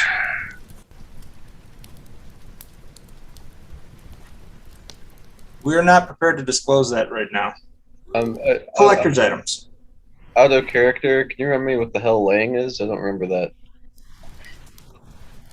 I don't have a whole lot of notes on it because I thought you were writing notes, but whatever. What I do have is all yours. Somewhere in the highest peaks, the highest peak was called Mahar Massif. It's said to serve as a portal to Lang and other worlds beyond it. Somewhere near Zenhalast, the river of Ava, the headwaters, which are sacred to Desna. It's all kind of happened the same conversation, and I don't remember exactly what was going on back and forth between there. That was a while ago. All right. One thing. No, you got most of it. One other thing is that Mahar Massive is said to serve as a bridge to the strange realms beyond Golarion, which is like the world, whereas Erissia is the continent you're on. Golarion is the world. Notably to the nightmare dimension of Lang. The connections with the nightmare realm of Lang were said to have infused the region around the peak of Mahir Massif with dangerous, eldritch, and otherworldly energies. I did write down Gate to Realm of Nightmares, but apparently not the name of it. Yeah, it's Lang, Leng. Oh, okay. I will say at this point, Grelda is a bad liar. So Sinishi has had quite a lot of character growth and is actually doing very good in the arena of like intellectual exploration. Grelda, however, is like, I don't know, if he would do any sort of insight check whatsoever. She's very clearly trying to busy herself with yet another apple for, like, no one's hungry. She just is trying so hard not to, because she knows Tarnan doesn't want her to say anything. Honestly, he looks at the apple as you're working it, and you see him lick his lips, but he is very focused on Tarnan, Geisen, Sanishi, and Gendrick. Like the people who have been talking and asking questions and letting things slip, he is very like laser focused on them and your apple. Okay. Not so much Grelda herself. Good. Mr. Quick, in the bit that I know about you, I feel it wise not to divulge everything, if you can forgive that. That being said, there is an outlying possibility that there is a very real attempt to bring back Kurzog.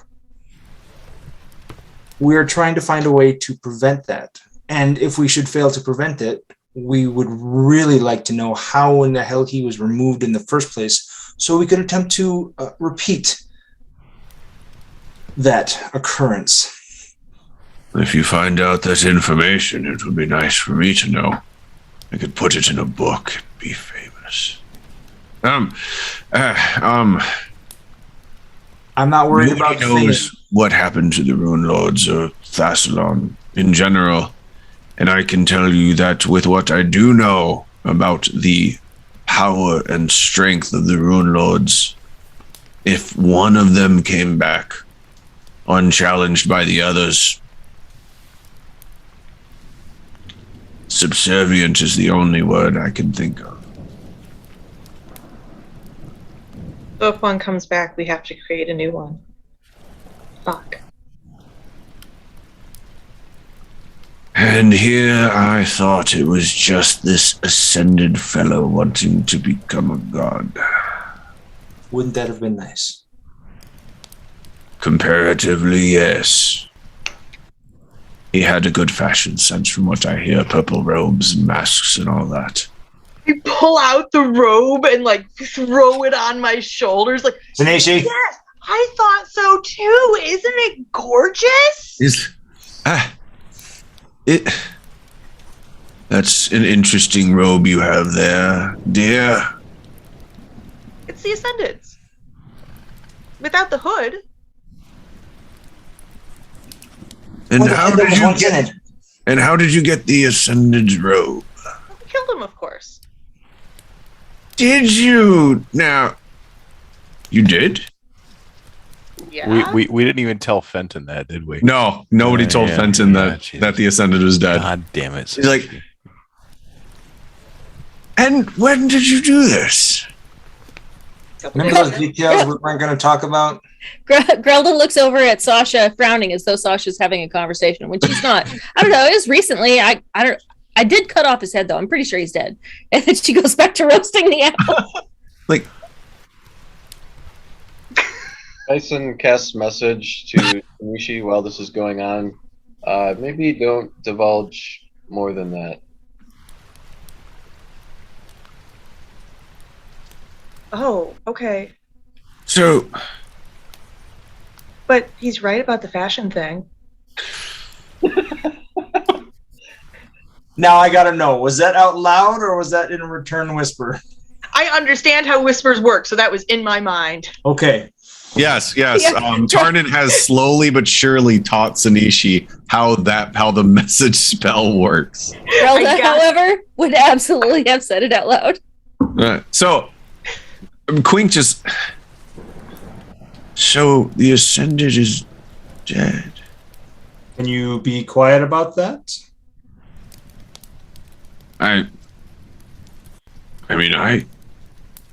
Fenton must be thrilled. Fenton does not need to know. Fenton has other things to worry about. Let's move on to the next topic. Fenton needs to worry about the Red Wizards. What can you tell me about that?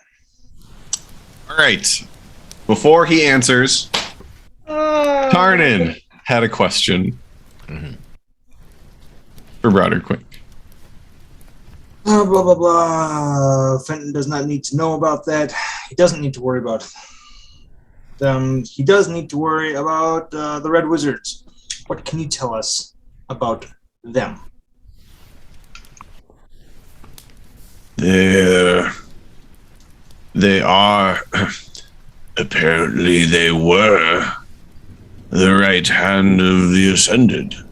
They came along maybe a year after he ascended to power and did his dirty work. They're a group of very able magic users, each from a different school of magic, and they were kind of his lapdogs, I guess you could call them. There's a set number of them. Can you tell me how many? A few. I'm just... Anything I could tell you would be second-hand information that I heard while with Fenton. I have not met them myself. I do my work here in the books, as opposed to going out and about and putting myself in personal danger. I did enough of that when I was in my youth, and I have grown out of that particular desire. Question out of character. Yes. So the different charm spells, a lot of them say on there that when the spell ends, the person knows that you charmed them.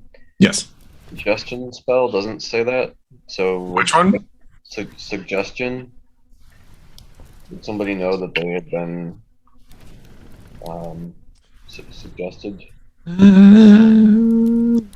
Hold on a second.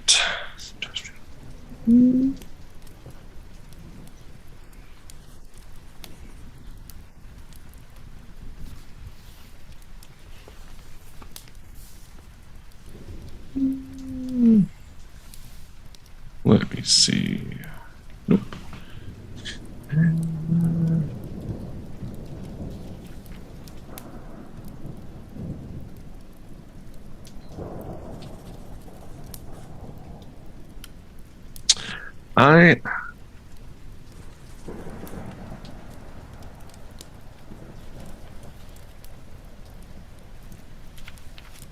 I would say no, especially since the other charm spells specifically call out that the creature would know. So since this one leaves that out, I would say that is implying that they would not. Can I just say I love how distrustful we are of this character who has been nothing but forthright, open, sharing secrets, and like Auric was like, yeah, go on, you do you. And he literally tried to kill us. And we're just like, you know, if you're not trying to kill us, I don't know that we can trust you. Call it character growth. We have grown to understand that there are many more powerful things that want to kill us. Auric, trying to kill us? Whatever. At least he's honest about it. Yeah. Yeah, and it's not like he succeeded, so it's fine. Trying to kill me to my face. I respect that about you. Don't try to kill me from my back. Try to kill me from my face. Yeah. Can we move on now? So From the back. Dyson is going to cast Suggestion, and I'm going to use a sorcery point to do the subtle spell. So I don't have to do any visible. I keep forgetting. You have sorcery points? I keep forgetting about that. I've never really used them, but maybe once. Do you... You're not a sorcerer, that's why I'm curious. It's a feat. Oh, okay. So All right, so you can use a sorcery point to do a subtle spell.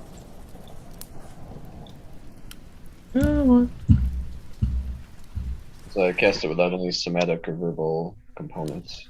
And is it just somatic and verbal?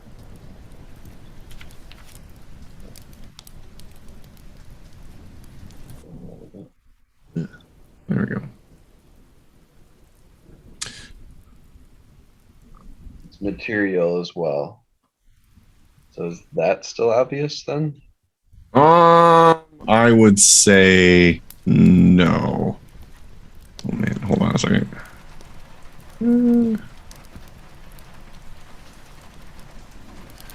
Okay, no, I would say no. So yeah, what is the saving throw for that one? Wisdom 17.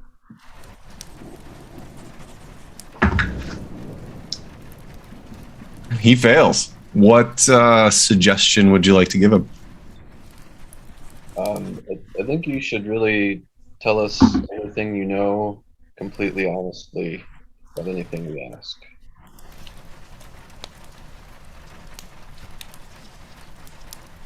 Course of action, a sentence or two. Okay. So yes, as far as you can tell, that is taking effect. And then I messaged to Tarnan to let him know that I've done this. That's amazing. Would have been even more amazing a half an hour ago, but still, that's awesome. Fighting back to start from the top. It's just like, So there, so that's been some conversation we've had, buddy. How do you feel about all the things you just said? Do you feel like you told me the truth? Actually, that's a reasonable question. You can just ask him, have you been completely truthful with us? are you whispering that to Tarnan, or are you saying that out loud?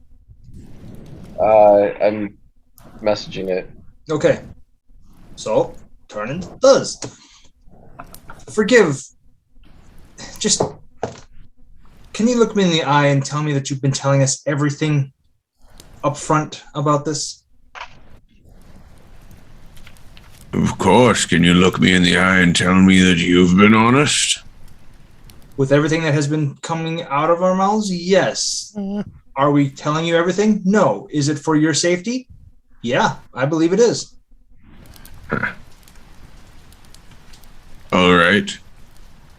Can you tell us anything more about the Red Wizards? Do you know any of them? Thankfully, I've never had the opportunity to meet them in person.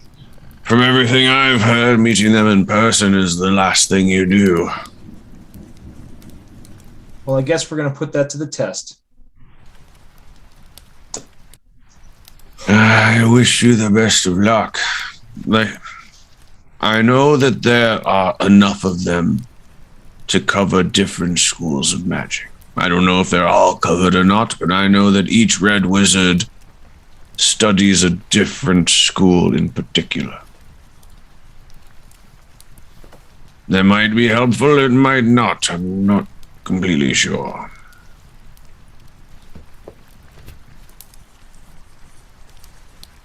Are you currently working on destroying another one of the artifacts? Yes, slowly but surely.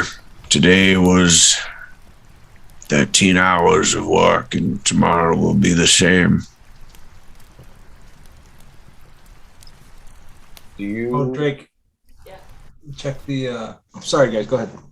Do you work only for Fenton? For Fenton and myself, but I have to pay the bills, and Fenton is very generous with those who can complete his tasks. And this one in particular, I happen to agree with wholeheartedly. Do you trust Fenton, at least as far as this endeavor goes? Fenton has not given me the impression that he wants to be a god. Besides, I don't know exactly what would happen if he tried that particular ritual in his little sanctum.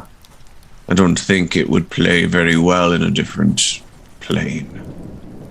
What about you? Do you have any desire to be a god?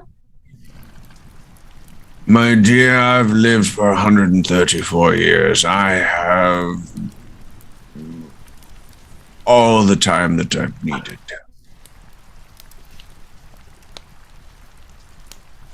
Do you know why Fenton stays in his little realm? Oh, seriously. How long does that suggested spell last? Up to 8 hours, I think. Oh, shit. All right. All right. Nice. He has to. That sanctum is tied to him. When Mary created it, she took part of his essence to make it safe by adding it to another plane of existence. If he leaves it, it stops existing.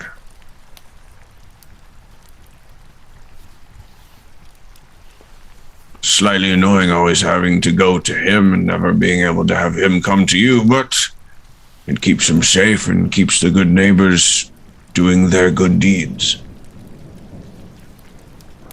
Here, here, says Grelda. He's just like, well, you look, he's what now? Okay, whatever. It's like, cool. Tarnin's talking about his secret shit again. All right, whatever. Yeah.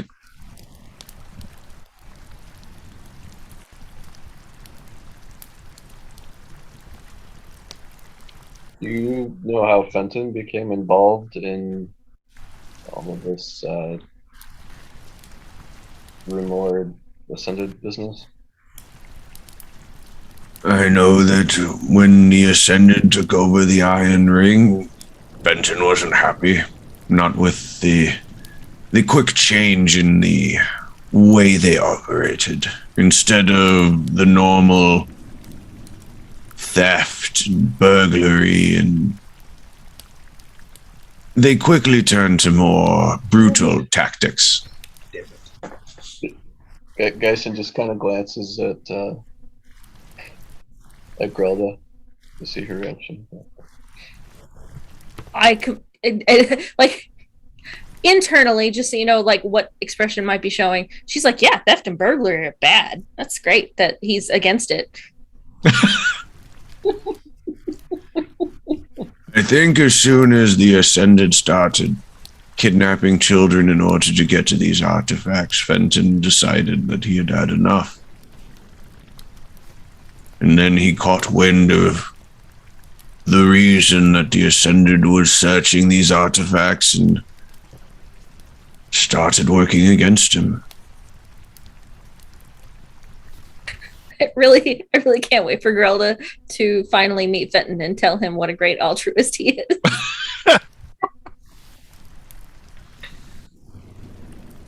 Did we know about the kidnapping children thing? Nope. Nope.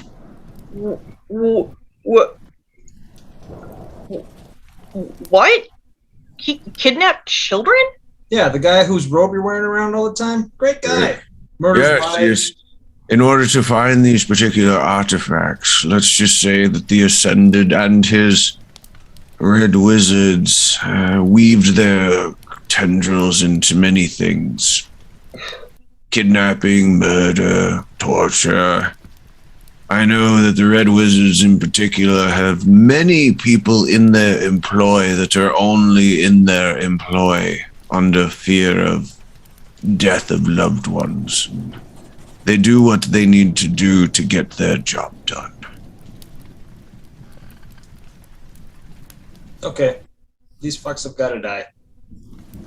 They've all painted a... You're not wrong. You don't happen to have any idea where they people's loved ones that they're threatening? No, and to be honest, I'm glad I don't. I value my life and my work, and I would... That kind of information would put both of those in jeopardy. If some people were able to track down another artifact and it was entrusted to you, what would you do with it? One of the artifacts for the ritual? Yes. Considering that one has been destroyed, the second, I believe I have 4 days left, and it should also be destroyed. If I can destroy a third one, that would render the ritual impossible. Then the other two that the Ascended has had, apparently. And he looks at Sanishi. Apparently, he can sit on them for all I care. I think the direct question he was asking you, though, is if a group does find another item and brought it to you, what would you do with it? Destroy it. Next. I need to finish the book first. Then, whatever artifact would be brought to me would be next on my list.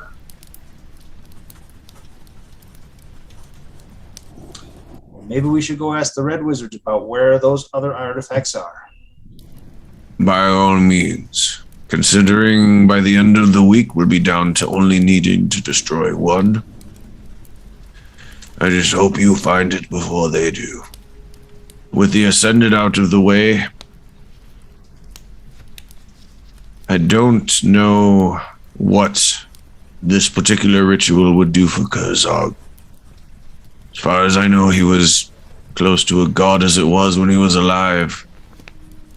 Maybe it'll bring him back. Maybe it'll add to his strength, I don't know.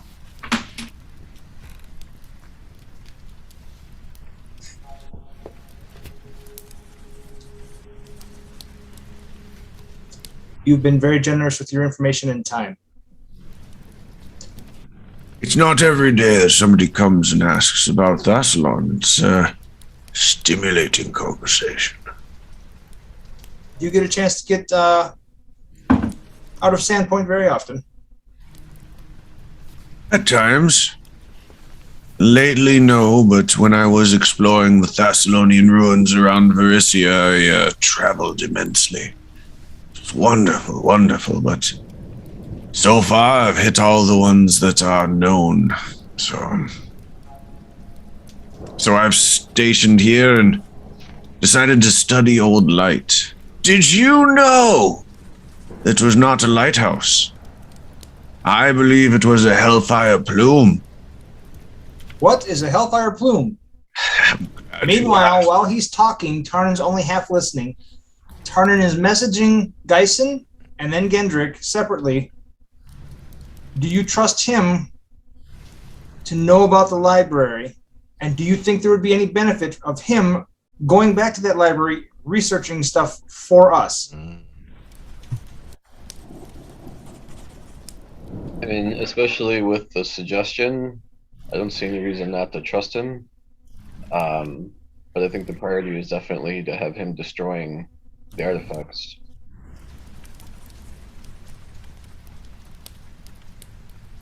Tarnan nods. He looks at Geisen and nods, but he's like he's nodding to the story. Were you saying something, Lee? Yeah, I think Gendrick would reply like he might be suspicious of his ties with Fenton. Well, himself, he seems to be telling the truth and fairly trustworthy, or trustworthy enough, but still doubt some of his other baggage. Another message to Gendrick. I value your input. Should I tell him about it? And do we trust him enough to go look?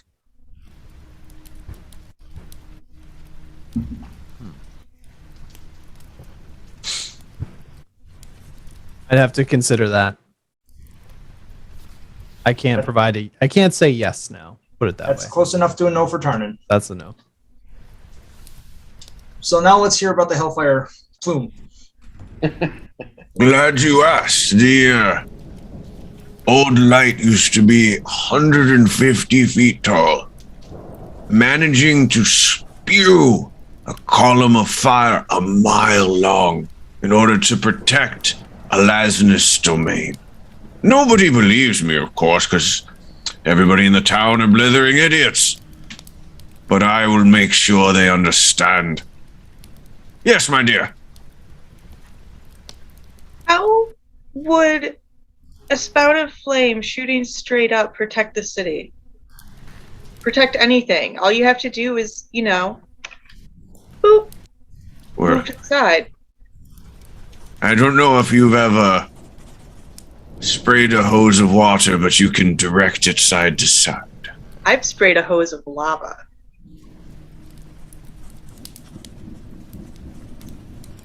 It's fun. I recommend it if you ever get a chance.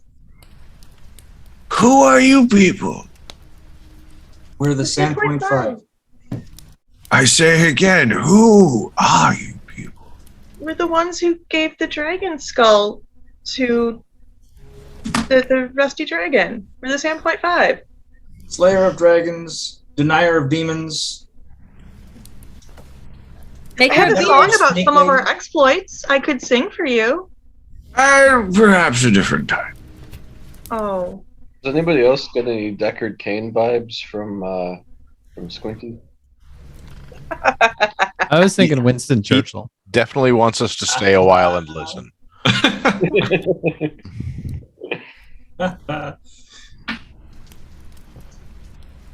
All right, family. Do we have any other questions for this very hospitable host?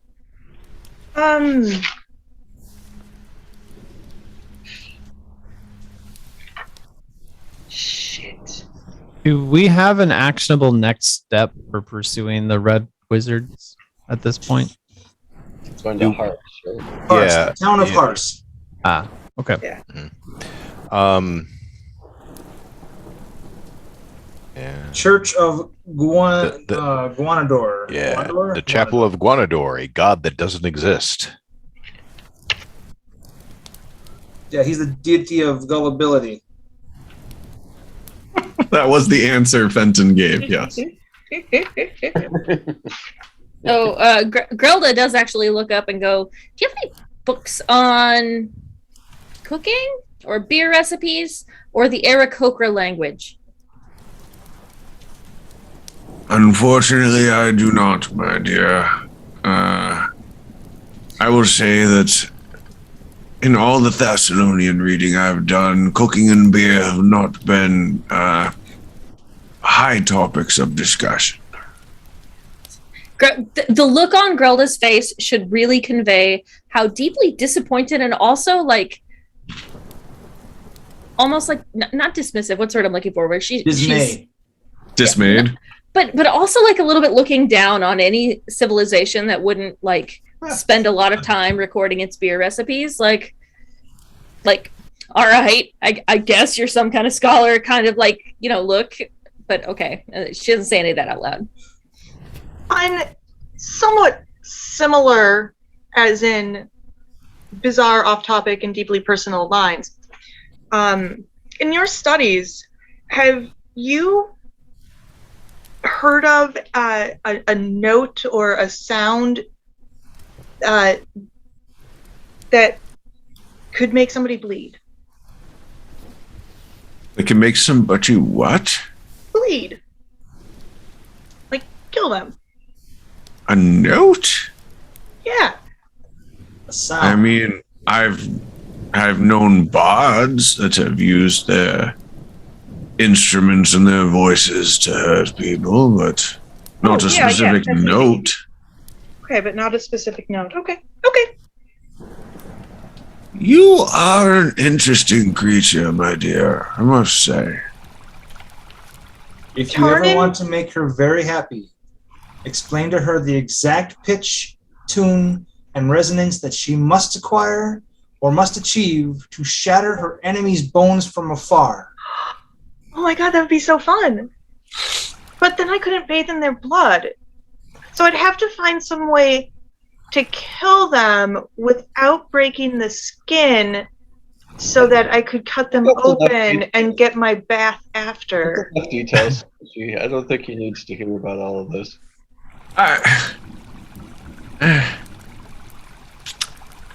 Is there anything else I can do for you? And I'm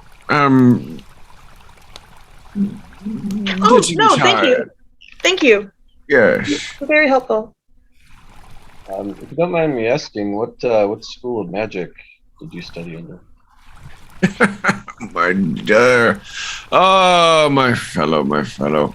I have studied under no school of magic. I do not know nor have that particular gift. I adore reading and learning and mastering, but I'm afraid I couldn't light a candle. Well, your powers of scholarship are formidable on the run. Flattery will get you everywhere, my friend.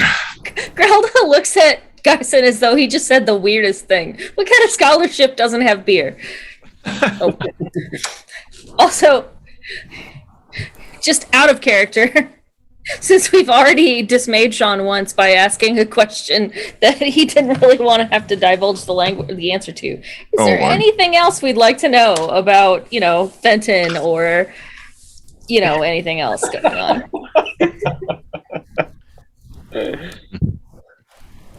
Let's just say this isn't the way I thought you guys would find out about that. Icky hasn't thought of it.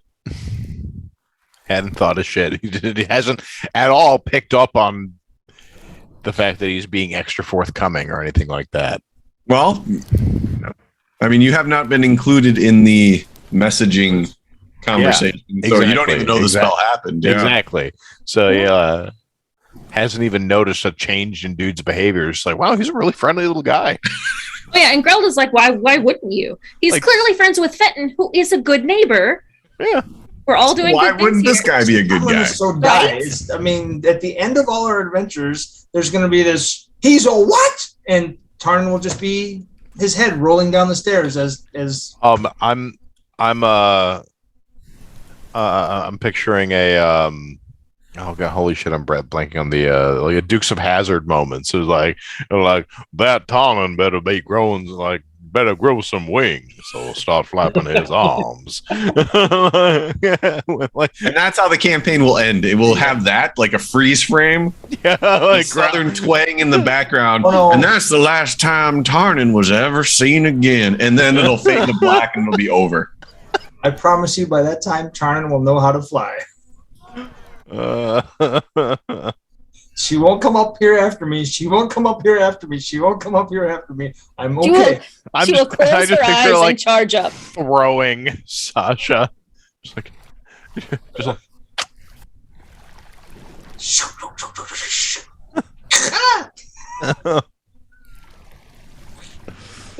be the same. Tarn will get to experience the same feeling the dragon felt, seeing Icky come up behind it. It's like rip his throat out. Oh fuck.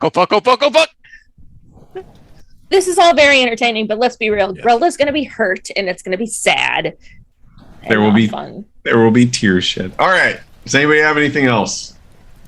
Tarn did tell Icky, did say to the general group, does anyone have any questions for our very forthcoming or very giving host? All right.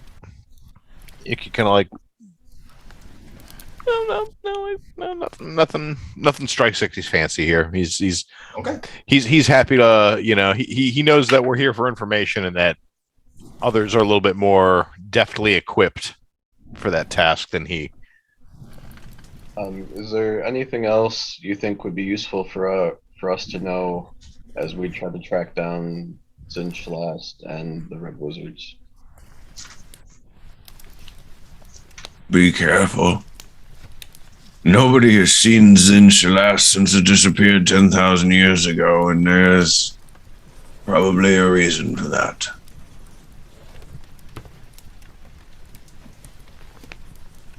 Okay. Hold on, I have to roll a dice. Give me a moment. No, I would, if you're looking for Zinchlast, I would start by trying to find Vecca's cabin or stronghold. If they did indeed find the way, as they said they did, that would be a place to start. So right after he said that about it's so old, no one could possibly find it. Yeah. I failed my roll. I'm sorry, y'all. Grelda does out loud to Sanishi say, "How old was that robot at the library? The library Libri? Oh, At the oh. libraries. You should be going. It was old. It could be going. Did you say an automaton at a library? Growly goes, definitely not. I said robot. Robot. Rabbit. I said rabbit. A rabbit. It's a rabbit at a Libri. My accent is very thick. Now you got to do an accent. Come on, Tammy, you got to do a Dwarven accent for just 10 seconds. Every time I do it, it goes bad. It just wanders all over the place. Tommy, it's so important for you to dance. I want, Fuck. I want the word robot to start off Scottish and end up like Russian. Like just in that single word. Just to curve up. Sonishi, how old was that robot we met? The one at the Libri? There you I go. love it. Oh, I love it. Awesome. It was really old. It was like, Stop. That's enough. We should go.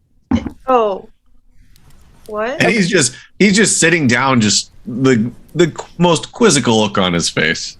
I keep trying to tell you, we're the Sandpoint 5. Thanks for your time. Wait. Grelda gets a very serious look on her face. Like, this is the most serious you've seen her this entire time. So previously she's been like trying to not lie and like cooking and having a good time. She turns to the gnome. She says, I fed you 2 apples. I need to know which one you preferred. The look goes from quizzical to straight up like confused. I mean, I preferred the first one myself. She nods and says, "Oh, thank you." And then, like she reaches into her pocket and she's got like 2 sticks of cinnamon and she scores one of them with her thumbnail, like that's the one that won, and then puts it back in her pocket. And as everybody gets up, he just leans back and just.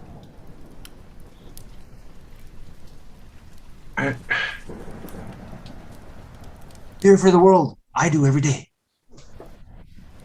And then Tarna starts walking out. There is a reason in that first art picture that I drew Tarnan with the cat paws over the eyes. Hey, Peanut. Oh, You're going to bed? Yeah. All right. Good night, Peanut. Night. Mwah. Good night. I sleep well. All right, so everybody gets up. Before Geisen leaves, he just says, thanks again for all the information, all the help. You've been very helpful. And I hope that when all this is done, I can come back and maybe we can discuss some of this stuff some more. If you survive and make it to Zinjalast, we will have much to discuss. I look forward to it. As do I. If we go back down to Thistletop, be sure to keep you in mind to come along. Make sure it's clear of trouble. Then come If and you're get with me, you don't have to worry about goblins. It's okay. It's okay. any trouble. Oh, whoa. Look at Tarnan. the door opens and Tarnan just kind of points outside and looks that way. Hi, Captain. Walk out the door. Alright, so yeah, after I say that, I leave too. Tammy, you're muted. Tammy. Oh, sorry. As she like sachets out the door following everyone, she does say that was a real offer, and if there are goblins, she will kill them for you, and then she just leaves. As everyone's screaming, oh, Jason, go ahead. All right, so as you make your way outside, I will say that probably took about an hour, maybe a little more. So it is 10:15 at this point, and the rain is coming down, and it is. You start to feel like it's not just rain; it's cold rain because it is late fall, and it is half a step from shifting over into winter. So this is like that rain that is just shy of snow.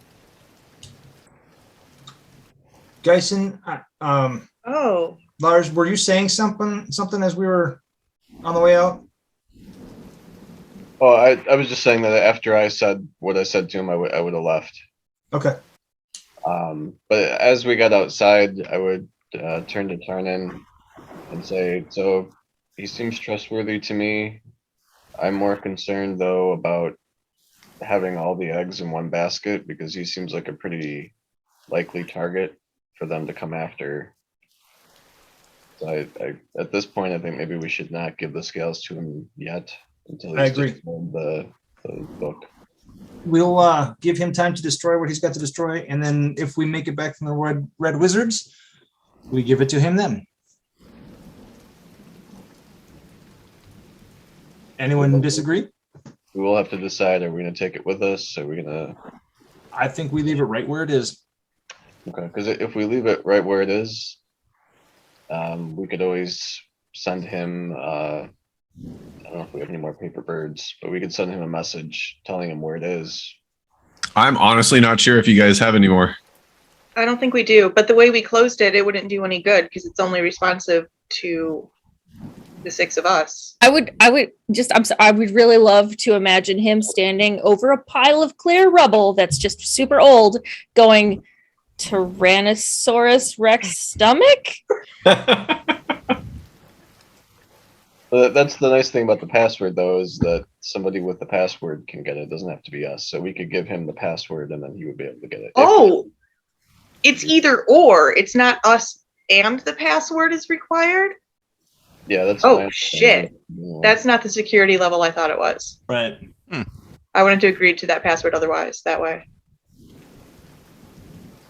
I guess I wanted to give us people the... walk around strange places saying Tyrannosaurus Rex stomach. So, Well, my thought was more if somebody kidnaps us and like is forcing us to try to uncover this, with it needing us and the password, A, they have to keep us alive, and B, we can fake it with the fumbling around for password, or oh shit, something, you know. The number of villains who are going to believe that Tyrannosaurus Rex stomach is the password is a very low number. Unless if they've read my notes. Well, the other thing to consider, though, I don't think lock spell makes the crate like indestructible. It's just a wooden crate. So if somebody finds it, and they're not just curious, if they actually know that the thing is there and they're after it, the lock isn't going to do anything. Yeah, it's got like it gets like a 10% boost on its difficulty to be opened or destroyed or picked. It's supposed to be or not 10%. Without like the knock spell or something. It's supposed to be impossible, I think. Once upon a time. that was Arcane Lock. Yeah. Yeah, it's got something to do with its difficulty check or whatever to open it or pick it is harder now, but it's not impossible. Increased by 10. Huh. The object is more difficult to break or force open. The DC to break it or to pick it is increased by 10. Okay. So it still could be broken, but it's at least better than the It could be picked by somebody who scored high enough. Although, does it even have a lock? It just has a magic. Not so much. It's just kind of sealed, and now it's stronger. All right, so you guys are standing outside Broderick Quink's house in the cold rain, 10:15 at night. Okay, guys. Question for you. My song. Should I change that first line to it's hailing? So it's hailing, it's drizzling, the good drinks are fizzling? Relda very seriously says, no, the original line was better because it's more applicable to more seasons of the year. Thank you. Okay. Thank you. So should we look for the dragon? The dragon. Yep. Wait, to the dragon or to the house? We have a house. Rusty dragon. Oh, we have a house? We don't have a house. Do we not have a You house? have a house. We have a stable. We have a stable. No, you have a we house. have a house. What? We have a small mansion on just the outside of the town. When did that happen? I'm glad that was I'm not right- the only one who doesn't remember this. That was right before you took that lesson in how to do interior decorating. It really helps, Tarnan. Thanks. So at the same time, I took my fashion class. It was the last time we were here. Before we went on our chase after the purple roll bitch, we were granted a house. Did I not? Maybe Tarnan didn't tell you that. I don't think Tarnan actually shared that information with anybody. Oh. That was the mayor and the sheriff when Tarnan went to speak to them. Yeah. The Marith. The Marth? Screw it. Let's do it this way. So Tarnan says, yeah, we have a house. Come on, let's go. And he starts walking off. Okay. Surprise! It is going to be a good 20-minute walk to get there. Oh, actually, it's going to be a good 30-minute walk to get there because it is on the same hill as the haunted Foxglove Manor that you went to. Way out of town. Oh, It's, such a nice it's neighborhood. It's around the outside of town, and What did you say, Tammy? Such a nice neighborhood. We know the neighbors. We know the neighbors. Oh, it's actually so. If you guys can see, this was the Foxglove Manor, the one we couldn't burn. and this is the mansion that you got the deed to. I did succeed in my roll, which surprised me because it was actually a really high roll. So, Geralda's like, "We have a what now?" Wait a minute. I thought that the Foxglove Manor was even farther out of town. You're telling me it was right there on the cliff? And so, honestly, we could also just go grab Dwayne and take him back to the manor. Fly over.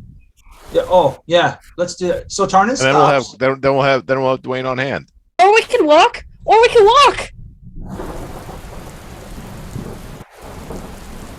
It's cold. I'm gonna go get Dwayne. I feel a little. I mean, I know he seemed pretty cool back there, but I feel bad leaving him out. Do you remember Foxglove Manor? The haunted house we couldn't burn? Yeah, that one. That's not ours. The one that we passed on the way there, the first one that we passed on the way there, that's ours. As thank you for everything we've done thing. You were told that the Scarnettis, who previously owned it, had died in the giant assault, and that there was no next of kin, so it reverted to the town, and the town gifted it to you. As a Tarnan says. What are the odds this one is also haunted? What was that, Lars? That name sounds a lot like a mafia name. Were they part of the Sandpoint mob? Oh, they were good neighbors. I guess that is the Sandpoint mob, yeah. Does he say that out loud? No. Okay.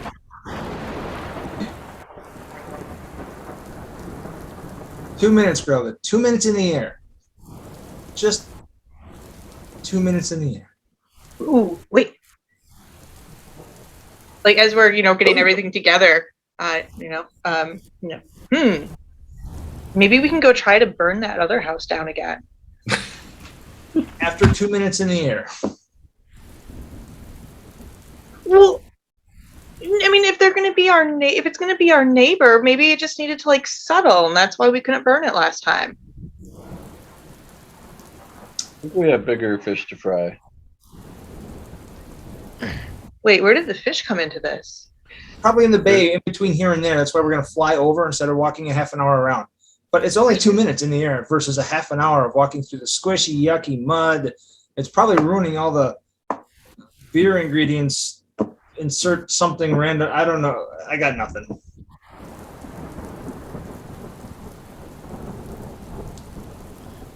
Last time, Dyson again subtly casts suggestion on Grelda. From behind. I really think you should fly over with us, and I think you'll really enjoy it this time. That'll be What am I rolling to defend against this? It's like a wisdom save, is it? Wisdom 17. And that's a saving throw, right? Yes. I got a 9. Ooh. So Grelda, she definitely thinks that it's a good idea and that it won't be as bad this time because it's a short trip.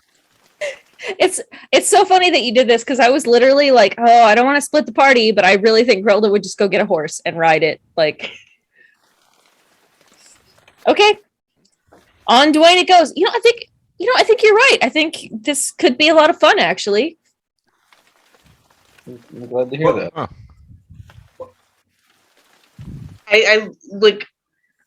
I'm preparing to wrap Grelda in her fucking normal Dorfrito and just give her the weirdest fucking look. Like, And she pushes you away. She's like, no, I think this will be fine. I should warn you, she will projectile vomit while still having a good time as a result of this. I mean, carnivals exist. I don't. This is. Geisen. I don't know that he knows Geisen did this. Grelda's all for it. Yeah, we're good. And I don't know that Tarnan knows Geisen did it. Is there a way I can check, Sean? Well, did Geisen use another sorcery point to use a subtle spell? He did, yes. Then no. Tarnan has no idea that it happened. Okay, then it would be more just being incredulous that suddenly it's okay with her. And can I ride towards the front this time? Without the dwarf Rito? Sure. Cool. Who are you? What? Did we lose Grelda in those stacks of books? Does Grelda have like Don't look a gift dwarf in the mouth. Let's just go with it, guys. Come on. Not the mouth I'm worried about, but let's go. Icky would just kind of like eye any of the drink containers that Grelda has on hand and just like kind of make a mental note and be like, want to try some of that later. And then like all right, so like, shall we go? Or otherwise I can go and get Dwayne and come and meet you guys. Well, we're like 100 yards from him, aren't we? Oh yeah. Yeah. Let's go. All right. Yeah, I definitely think it's going to be super fun this time. Awesome. This is All right. So it takes you just a few minutes to climb up Old Light. You don't go directly beside the dwarf and the half elf that are standing there. They just kind of like, you see them watching you as you go up to Dwayne, and everybody climbs on and you fly over, and it is a relatively short flight. And as you land, I don't know what everybody has a different image in their head, but as you come closer to the mansion, even in the like pitch black, downpouring rain, you realize that it is the term mansion is justified. It is a 2-story sprawling estate. It is just from as you land, you can tell from the outside. I mean, it's many, many rooms. It is very premiumly, like it's high quality. It is a rich estate. Are we landing on the roof? No, please. You can land wherever you want. Please tell me we landed on the roof. Not on the roof. You do see that there is no entrance on the roof. Yeah, not on the roof. But it is Okay. Icky's call. It is none of your call. Icky controls Dwayne. So Icky lands where Icky wants. Yeah, so Icky, like coming up here, I get like, is there any place on the grounds that seem like it would be like a clear clearing that Dwayne would fit in? Oh yeah. After the double staircase going down, there is where the road goes in front of it. It is a wide open clear space. Okay, that's where, like, unless somebody were to interrupt Icky, just like in the that's where he would target, just kind of like the front door. if somebody said something, Before Tarnan says anything, on the way over, is that pen area in the north, in the top left, big enough for Dwayne? I would say it would be relatively tight because of the overhanging roof. Like he could chill there, but I don't know if he would be able to safely land there. So could he land outside of it and then, basically just step over it? Because I'm sure it's not like a 5-foot tall fence. It's possible. What about that spot there, Icky? oh yeah, no, I mean, like assuming Icky can see it, see like what's being gestured to. Yeah, be like, oh yeah, that looks good as good a place as any to me. At this point out of character, just want to point out, the only one of us who can't see shit in the dark is our pilot. Yep, Icky, like his His monocle's still going. Still going. Okay. Yeah. I just, So no, he can see. He can see. What was the name of the haunted house again? Foxglove Manor. Manor. Foxglove Manor. Yeah. Yeah. And I just want y'all to know what you missed was Grelda, filled with the lack of fear of heights now, ninja turtling down the roof to try and make it to the ground. We didn't land on the roof though. I know, that's what we you missed. Out We missed on. it. You missed out on this. Oh, God damn it, Tarnan. structural All right. collapse. Big. So Dwayne does land in the open area and allows you all to walk out. In that little pen, there is a short stairwell that goes up and leads further into the house. So Grelda was paying attention on the way in. Would she have noticed what appears to be a garden in the upper right? I think everybody would have, yeah. Everybody who could see. So Grelda's everyone not but tired. Everyone but Icky. Oh. No, Icky can see this time. Yeah, see, Icky can see. Icky Icky can see. Then All right. I will just move it to this one. This is the ground floor. Oh my god. And I will end up putting these all on Discord. Wow. So we're not going to roleplay you guys wandering through the house, but we will just say Oh my god. that you guys get there, you go in. You do notice that the house is very well upkept. Like obviously it was lived in relatively recently, so there is not dust. Everything is made. Everything is cleaned. Yes. Would like everybody to admire the very Yannick rug. In which room? Extremely In which Yannick room? rug. Oh, in the upper, like the top, Upper center. Yeah. Oh, okay. Yeah. Yeah. Just hello. Oh yeah. Wow. That's a texture choice. Yep. Yannick. All right, yeah. Bill. Did I get informed about any servants that are still living in the house, or No, you were just given the deed. okay, cool. I have the deed. So with that in mind, Tarnan is aware that there may still be someone trying to upkeep the house and mentions that offhand. Oh, we've got the deed. The family's dead. I don't know if there are any servants that might still be living here taking care of the place. So, ask questions before you start slaughtering people who are in our new home. What about this I know this furniture? is going to go over like a lead balloon, but I want them alive. Question for the DM. Yes. Is that what is the dragon in the main hallway kind of area? That is a large stone statue. Okay, stone. Thank you. Are there So any what I'm levers? going to do, what was that? Are there any levers? I will say that I am, like I said, we're not going to roleplay you guys wandering through the house because I'm not going to slowly describe every room. So there's a lot of rooms, and there's a second floor, which I will show you. I will throw all of these in Discord, and if you guys want to take the time between now and the next session to start numbering and telling me what you want to do with the rooms, deciding that for yourself, you can go ahead. I will say we're not gonna role play that just because I really don't want to describe every single room. No. Are there any bridges? Well, Are there any what? Bridges? Bridges? Bridges, yeah, bridges. I don't believe so. If not, can we name the dragon Jeff Bridges? As long as it's not Sean Bean. Oh yeah. You can name it anything you want, and this is the second floor. Yeah, I'm Like gonna so- try. I'm gonna like compile a list of questions that I have for you, Sean, and send them to you. I'm sure if there was something like story related, then we would be walking through the house. But I still, just for flavor, want to know some stuff. No, I grabbed this. What, a year ago when I gifted this to you guys, and I've been kind of waiting to throw it up here. And we never went home again. Is there a basement? And what was that? Is there a basement? No.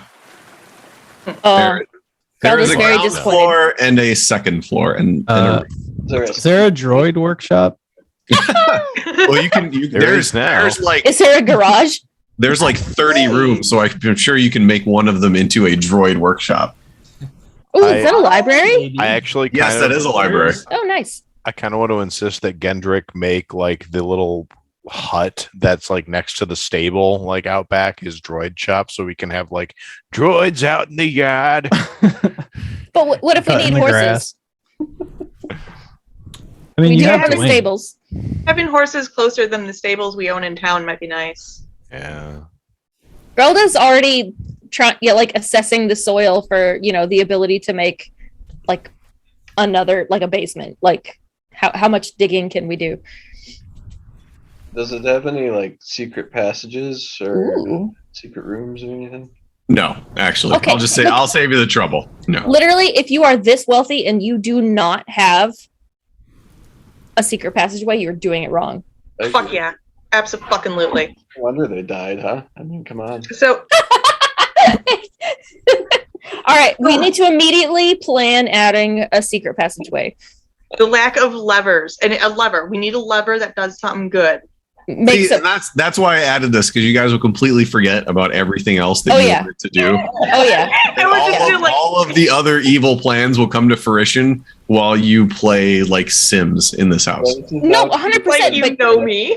look, literally, we just learned Geisen is super, super good at interior decorating. Oh my god, he could decorate and I could put on a fashion show and like make the music all together for it, and like we could use like automatrons for like the models.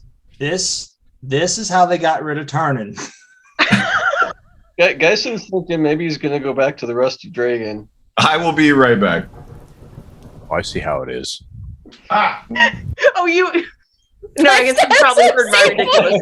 Oh, Kendrick, that's hilarious. Oh. Oh shit. I kind of want us to like claim rooms and like there needs to be a workshop for the automatons. There clearly needs to be a place for me to make beer. I'll be I honest. don't Like, know if look, it's going to be Tarnin's room or if that should be Sinishi's room, but there's a piano in there. I was Oh, just Ooh. like I was wondering if the piano was in tune, actually. Like, I kind of like for some reason I have a temptation just like I want Icky to learn how to play the piano. Can you just like imagine those like graceful claws just like dancing across them ivories? Tinkling them ivories. Yeah. I feel like your piano teacher would always constantly be on you to cut your fucking nails. Because the clicking. Maybe that was just a violin thing. I don't know. Oh no! I mean, well, I played both. It's a guitar thing. I played both. So and it's a both. It's a. Oh, it's a both thing. Okay. It's an instrument you play with your Fingertips. fingers thing because yeah, I mean like you can't. I mean it's like typing on a keyboard. You can flatten your fingers out to like still do it, but you lose some nimbleness and some dexterity. All right. That's the standpoint 5. I'm so game for that. Disturbingly so. All right. So since it is getting close to 11, what do you guys want to do? Roll I'm for shocked and initiative. horrified that we have not entered battle yet. I was. That's what like we should. Like, I'm gonna try to fight the dragon. Tarnin goes into Is the there a house. gazebo? Tarnin goes into the house. He knocks on the door and then he opens it. Is it open freely? Yeah, we're not role playing going through the Okay. house. That's what I said. Are We're not. there There's no people one there, and Okay. we're not role playing going through the house. Cool.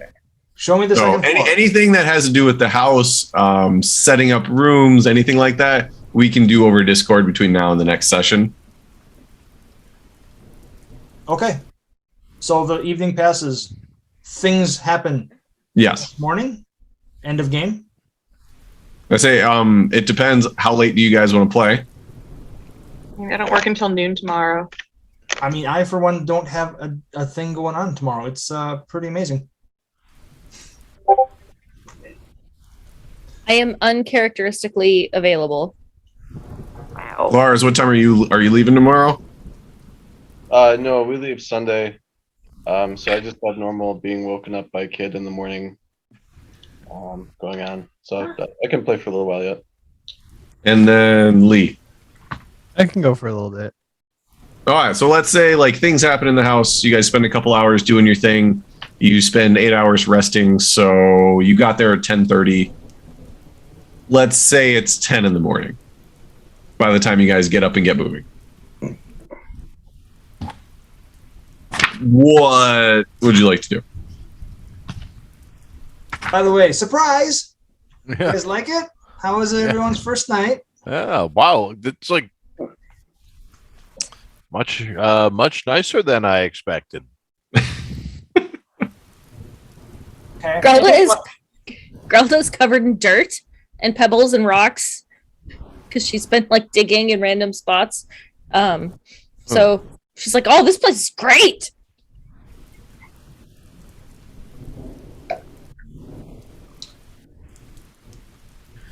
Oh, Right. well. Okay. So next, Parse. Yes. Yep. Let's do we just like head right there, or how close do we want to get before we try to leverage the element of surprise? I mean, let's do breakfast first. Quick question. How long does Dyson's suggestion last? 8 hours, was it? Okay, it's gone now. All right. Yes, it is definitely gone. It's also concentration, so I would have to like be concentrated on it to keep it, and I would not be. Okay. So Grelda would be very happy to make breakfast for everyone. Yay. He would be happy to eat this breakfast. Yippee. Yippee. Very yippee. Yippee. Okay, so now that I got the important thing covered, being breakfast. Are they muffins? Are we going to just say that we spend an entire day doing all the things that you're going to want to do to this place to set it up before we go to Harst? Or can Tarna convince everyone that, look, I would love to do a lot of things to this house as well. However, we're kind of... we're headed to Harst. Oh no, Icky is all on board with getting. I'd actually say, getting on the road. yeah, I would say Grelda actually probably woke up early, made breakfast in assumption that Sanishi would want it. And so, like, by the time everyone's ready, like, there's literally just hot piping food ready for everyone, and then we go. And it is muffins Blood because it's sausage. portable. Blood I don't sausage have- muffins. Thank you. I do not have blood in my inventory, so no, it's just muffins. That's Well, fine. you That's okay. clearly you have not dug deep enough. That's Not gonna be- everybody's willing to cut themselves for culinary excellence. That's going to be the name of Grelda's bakery that she opens when this campaign is over. Just muffins. Just muffins. Blood muffins. You call it just So blood muffins or just blood muffins? I mean, it depends where you open it. If you open it in like an orc populated area, you could probably do very well. Oh yeah, just blood muffins would go great in my village. That would be amazing. This is an amazing business plan, but at the moment, I do wish to go murder bad people. Yes. I think it is an amazing business plan and an amazing episode title. Nice. It's the first one that's stuck in my mind. All right. So you would know that it is going to take you the better part of 7 days flying on Dwayne Strait to get to Hars. Wow. Let me hold on a second. Is You- Harsh? Oh, I'm go sorry. ahead. Is Harsh where the uncle is? Gendrick's uncle? Oh, you have not found out where the uncle is. Okay. Do we have 7 days left? Like, how much into the time that Gendrick has did we eat if we do the 7 days? Let me see. You got it 2 weeks, 3 days ago. So you have 11 days left. Oh, we can murder a lot of people in that time. We're good. Grelda is unconcerned. There you go. A straight-ish line. This is seriously like the Google Maps of the D&D world. Thank you. You're welcome. So yes, heading on Dwayne, stopping only when you have to stop. It would take you it'd take you a full week to get there. What is the Sunken Queen, and might we end up doing a... No? Okay. I'm like, that looks like a little day trip detour. Side quest. On the way back, maybe. On the way back. I know I make these promises and they never happen, but... It's true. We haven't killed a goblin in weeks. I know. I can't wait. I can't wait to remind you guys of the amount of things you've half finished so far in the campaign. I have a running list. Oh my. Oh, shit. Well, Sinishi, we'll just assume in that 7 days, Grelda has wanted to like get ingredients. We've gone into the forest and seriously murdered some really cool stuff. Like, let's just assume that happened. I was going to ask, so if you guys are going for 7 days, is there anything anybody wants to do over that time? We'll just go down. Tarnin, is there anything Tarnin would be doing specifically over those 7 days, or would want to accomplish during that week? We're about to go face down some wizards that are probably going to end up killing some of us. Yeah, I'm sure there's lots of things he wants to do. I don't know. Write some poetry? Knit? No. No. He still wants to have a certain conversation. I see. So. But we will just pass it off until someone else tells me it's appropriate. Agreed? Well, when it's appropriate for your character is its own question, so that's up to you. I think, well, anytime... Yep. Okay, moving on. Yeah. Moving on. Geisen, is there anything that you would like to do over this week? Before we leave, he would probably want to go to the... I seem to remember there being some kind of shop in town where he was previously able to buy just whatever random spell things he needs. Spell components? Yeah. Depends on what it is. Like, what are you looking for? Oh, not really anything specific. Just kind of topping up my stores of things, I guess. Whatever there is in town, I guess. I mean, if you needed like ink and paper, I could tell you that. Otherwise, your component pouch covers most of your basic components. So it'd be if you needed anything particular for a spell. If there's any spells you have that call for specific monetary value of items. Hold on just a second, Paul. Butter. Because I know like bat guano or anything that, I'm sorry, not bat guano, anything that specifically says it is a dollar amount.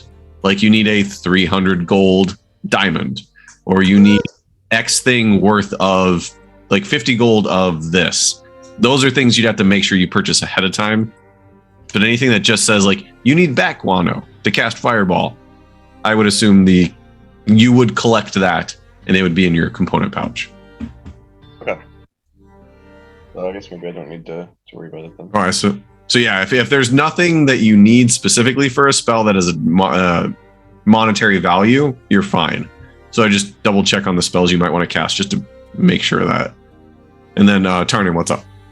Dozen more crossbow bolts, or a dozen and a half, whatever is readily available. General store. No. There we go. Calibrated to kill red wizards. Oh, those are actually on sale today. Freaking sweet. My life is so great now that this purple guy died. I have friends and family. Maybe I should just retire. I got a beautiful home now.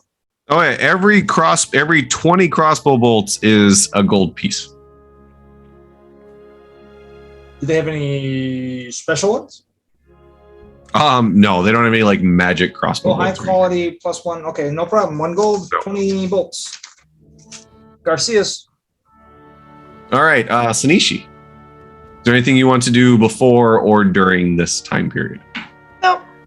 Just, trying to compose, failing, Icky? trying to find the note that makes people bleed. The red note and the brown note. They combine the two. Woo! Woo, man. He shit Oh. himself and bled out of everywhere. It's same. Life goals. All right, Icky. I'm so slightly out of character. I guess I'm trying to figure out if there's any way I can justify Icky being like, you know what? It'd be pretty cool to like see if I can buy a healing potion or two. And I think that with the amount of times that Icky has been knocked unconscious, I think Icky wanting to get healing potions is totally in character. I think at this, and especially like, okay. So that's what he'd do. He'd go and try to find a place to see what he could get in the potion department. All right. Let me see. Potions. Let me see. Healing potions. You would be able to get. Hold on. Let me double check on the variety of healing potions. I mean, we could always take a day trip to freaking Big Town. Magminar. Magminar. Elder would love that, but that does seem like wasted time. Technically, like before we get to where we're going, yes, but supposedly there is a working portal from where we're going to Magnamar. That is what you heard. All right, so a common potion of healing is going to be 45 gold, and it gives you 2d4 plus 2 hit points. Okay. Let me see. I know there's a. Is it greater? Trying to remember the wording of the healing potions. Who told us about that portal? Was that Fenton? Yes. Did Fenton seem like he knew where the portal came out? Like, can we go to Magnamar and find the other end of the portal? And He specifically said they were one way. Oh. Okay. They went from Hars to Magnamar and then 1 to Corvosa. There were 5 total and only 2 of them worked. Yeah, okay. All right, hold on a second. Let me see. Okay, so there's a healing potion, which is 2d4 plus 2, a greater healing, which is 4d4 plus 4, superior, which is 8d4, and supreme, which is 10d4. And the shop furnishes all of them? I would say up to superior, so healing, greater, and superior.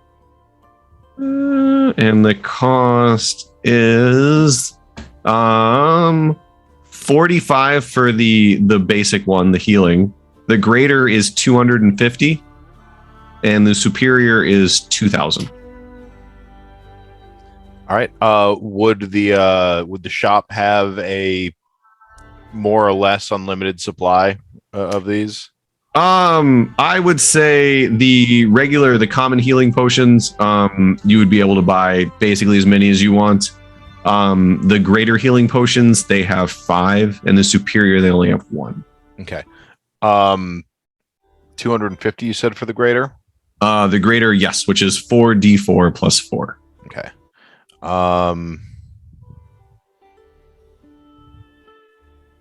I think I'll buy all 5 of the greater that they've got. Okay. Because if we remember, Icky has no real concept of what things cost and are worth, and like what money is all. But he's like, I'm gonna take all of them. All right, so that's 1,200. Like 7 shinies?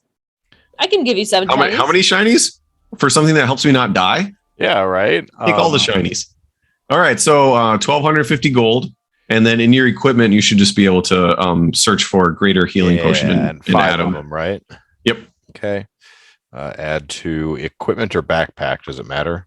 It doesn't matter. All right, backpack. Just do equipment. I don't think too they. I late. don't think they have a Backpack. weight to them. All right, and I'm sorry. How much money did you say it was? 1,250 because they're 250 apiece. Okay, great. Thank you. Is there a blacksmith in Sandpoint? There is the Red Dog Smithy where you got your Who Framed Roger Rabbit nails from. Okay, that's actually what I was asking. I'd like to go there and get a couple more. How many more would you like? Maybe 5 while I'm at it. I know I have blacksmith. And what were those called again? Pittons. Pittons. Pitton. There we go. 5 copper pieces a piece. So how many you wanted? 5? Yeah. So that's 2 silver, 5 copper. Y'all are having very different shopping experiences today. 1,200 gold and 2 silver. So yes, 2 silver, 5 copper for the 5 pittons. So go ahead and mark that off. Gendrick, is there anything you would like to do before or during? Yeah, I have a variety of reagents. Ooh, that there I we go. want. I don't think like they're all gonna have listed price, but there's a couple natural things I think would be easy to get: licorice root, sumac, spider web. Should be able to scrounge those up. I think. Let me see if.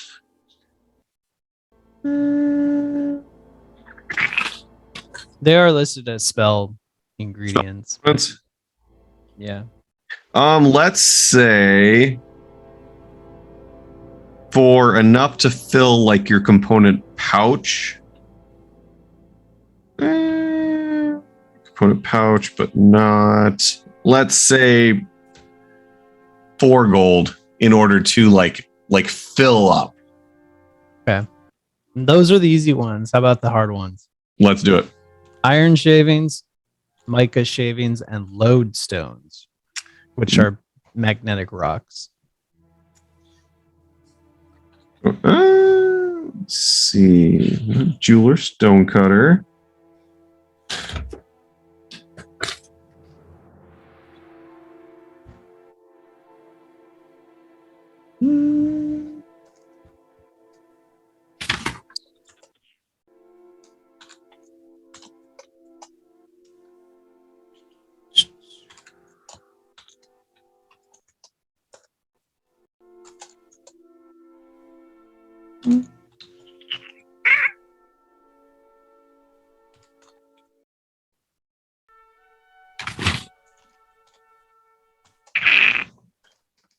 All right, if I don't find anything, then we just wing it. And arcane shop, potion, jewelers. All right, does it say how many of them, like how much of them you need? No. Well, the lodestones, which is a piece of hematite, it says 2. 2? Okay. But I'd probably get a total of. All right, 6. so jewelry, stonecutter, mundane, services, miscellaneous. All right. Jewelry, gem, mundane ring. For the lodestones, those are going to be, we'll say 5 gold apiece. Okay. As they would be harder to come by. And Right. which shavings did you need? Iron and mica. I would say 1 gold for a decent amount of iron shavings and probably 2 gold for a decent amount of mica shavings. Okay. My last item has a listed price of 50 gold pieces for ruby dust, if you think that can be acquired. I would say at the same stonecutter / jeweler, you'd be able to do that. So just mark Okay. off 50 gold and mark the ruby dust. And then I will add up the total and remove that from my Yes. Okay. All right. Is there anything else that any other shopping anybody would like to do? I feel like we probably asked this before, but I don't remember. Are there any shops that would sell like magical items? Not in Sandpoint. I know there had been a couple in Magnamar, a couple smaller ones.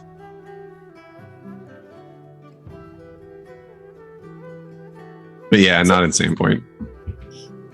So Grelda would like to fill up on baking necessities. Technically, it's not like a cost thing for the thing that she does, but let's be real, she does a lot of baking.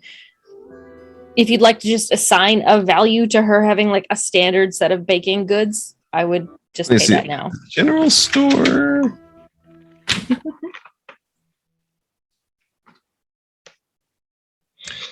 Potion, arcane, textile, art. General store. Give me food, stuffs. Let's go with. There we go. 1 day of rations is 5 silver pieces. So let's say 2 gold, and Grelda can make food for like a week. Okay. I think Grelda I'm gonna tap around a little bit and see what the other general stores. no. We no. have established Grelda does not understand the meaning of the word haggle. Yeah, no, she just, especially if she likes the person she's talking to, she's just like, yeah, that seems fair. All right, 2 gold pieces gone. Fine. Obviously not talking to Icky, Grelda would also buy 2 of the smaller health potions. All right, so those are 45 gold apiece. Okay. Can I get a deal for 2? Yeah. Okay. So 90 gold is gone 90 now. gold, and then they're just healing, potions of healing in All right, the let me- equipment section. Yeah, let me add those.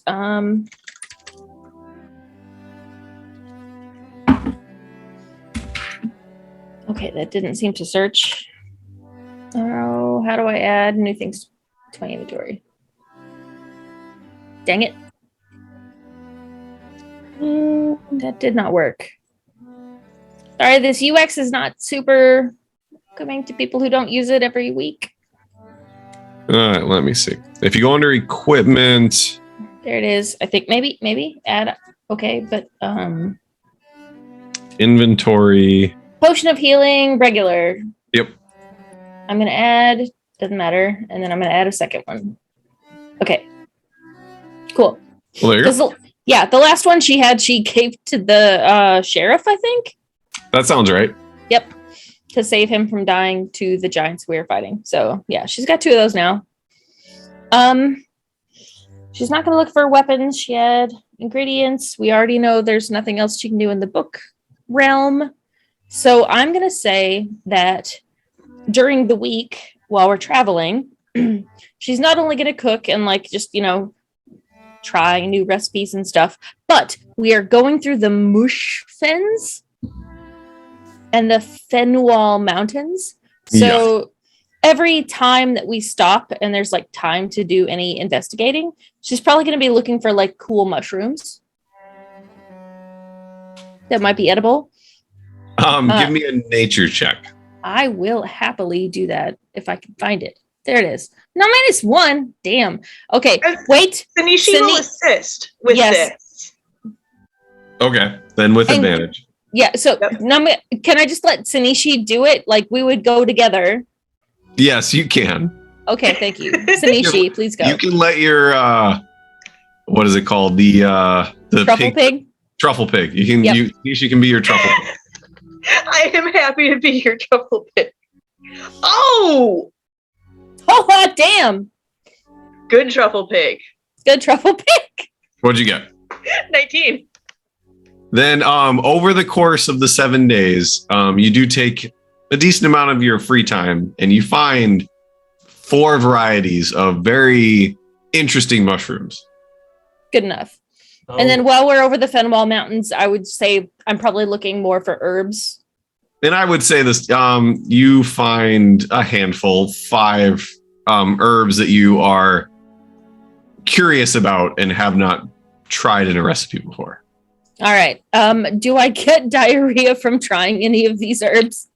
Is it just you trying them? Yep. Give me a Constitution saving throw. I will do that for you. I don't.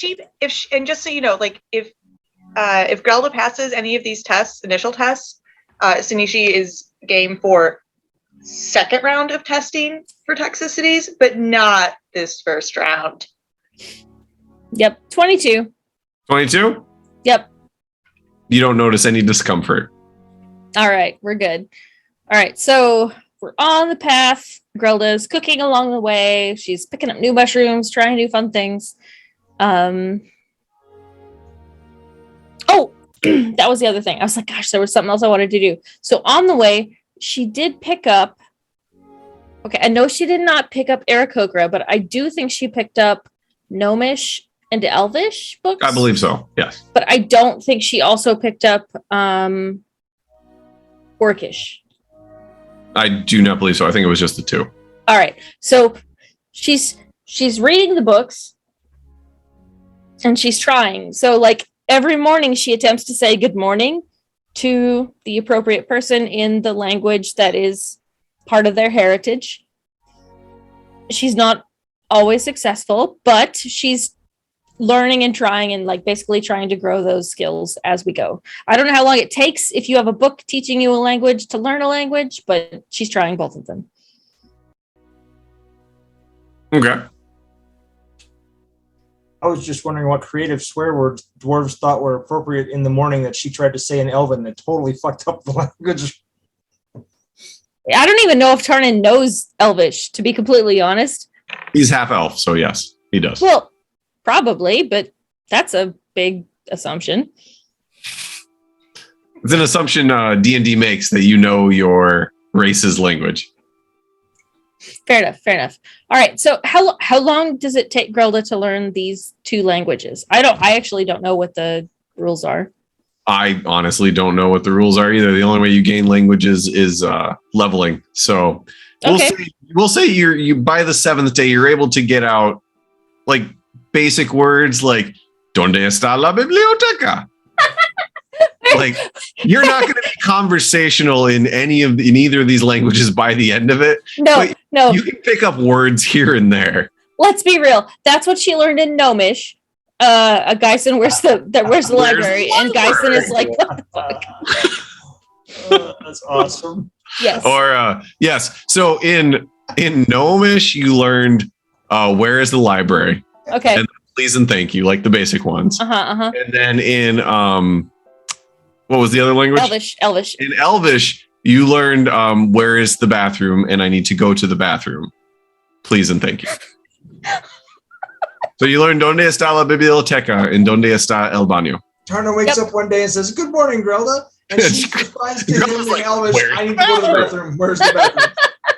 She says, "Please, thank you. Where's the bathroom?" Yes. Yep. Literally, okay, y'all are laughing, but when I learned Japanese, that was one of the major things you needed to ask is where's the bathroom? Dore wa doko desu ka? You need to know where the toilet is, all right? So, yes. All of this is hilarious and very much in character. Yeah. Because she's not super smart. And at the as an end credit scene for the campaign, Grelda is going to do the community Donde Está. Has anybody seen Community? Nope. In the first episode, Troy and Abed do the Spanish rap. Biblioteca. The biblioteca. Yes, I see that as being like the end, Grelda as the end credit scene for the campaign. Yep. Yeah. If Tarnan or Geisen would like to respond to this, and actually also if Icky and Sanishi would, because honestly, she tried to find books for your languages, so you could be offhand horrified at what's happening here. In perfect Elvish, Tarnan says, "Your Elvish is absolutely terrible. Keep up the excellent work." Keep up the good work. Right over there. She says, "Thank you. Where's the bathroom?" And when you say to Geisen responds, "How dare you? My mother is a saint." Dorothy Mantooth is a saint. And Grilda responds with, "Thank you. Good morning. It's a lovely library." She's trying, y'all. She really is. I'm hoping that some of these books have some like cultural like notes as well, but at the same time, it's only 7 days and she's not real smart. So yeah, this is accurate. All right. So while Grelda is trying her best, is there anything anybody else would like to do prior to the approach of Hars? Icky will just overhear all this language stuff and just like look at Grelda and go, "Ara Kokra." All right. Oh no. Grelda's literally like, "Oh, he's gonna teach me his language." So she like ducks down and she goes, Ara Kokra. It's like enthusiastic nods, like Ara Kokra. So literally every time she talks to Icky now, she's gonna begin with Ara Kokra. And then like Fantastic. yes. Yep. She believes she's learning the language. Tammy, I expect you to have that note, and then from now on, when Grelda talks to Icky, she will begin this. Ara Kokra, are you okay? Could do that like body thing too. The kind of like Yep. Oh yeah. Hunch down. Yep. Hunch down. And she may actually, I'm not gonna lie, she may just do like a like feathers. Yeah. Like yeah, she's got like her like fluffy, nice hair now, just like. Well, she does, but Plumage. her hair can't floof, so her hands will have to be feathers. Yeah. Like Ara Kokra. Hi, Icky, how's it going? And then, like he really just probably like floof himself up. Ara Kokra. It's going pretty good, Grelda. How are you? I would like to imagine that Icky convinces her that Arakokra is actually the only word in the Arakokra language. You just say it in different ways to get across different things. There are no books that she has found, so she would actually believe this. But also, she's watching, so she would do like arms back. you don't understand though. Like if the left wing is half an inch higher than the right wing, while like slightly cocked back 3/4 to the side, that means one thing. Yep. 3/4 to the other side, something completely fucking different. Absolutely. It's very nuanced. The And dance of the she has no Arakokra. feathers, but she's doing the best she can. And it's bad. The best she can is bad, but she's doing it. Yeah, I mean, like raising 3 crest feathers is like Whoa. foul. Yeah, but like if you get 5 of them up, that's just friendly. That's really friendly and nice. What if you're All just right. Is there anything? No, I'm sorry. Anybody else would like to do? So I tried to make it just a quick little aside, but I should have known better. Yeah, I'm sorry. I'm good. Nope. That's just fine. Flavor is all I can bring to you. This is it's perfect because I think approaching Hars is probably the best way to start off the next session. So I think the last leg of the journey is a good spot to stop before you guys actually land in or around the city. So just want to make sure there's nothing anybody else wants to do prior to that. And then we will pick up with the approach of Hars next time.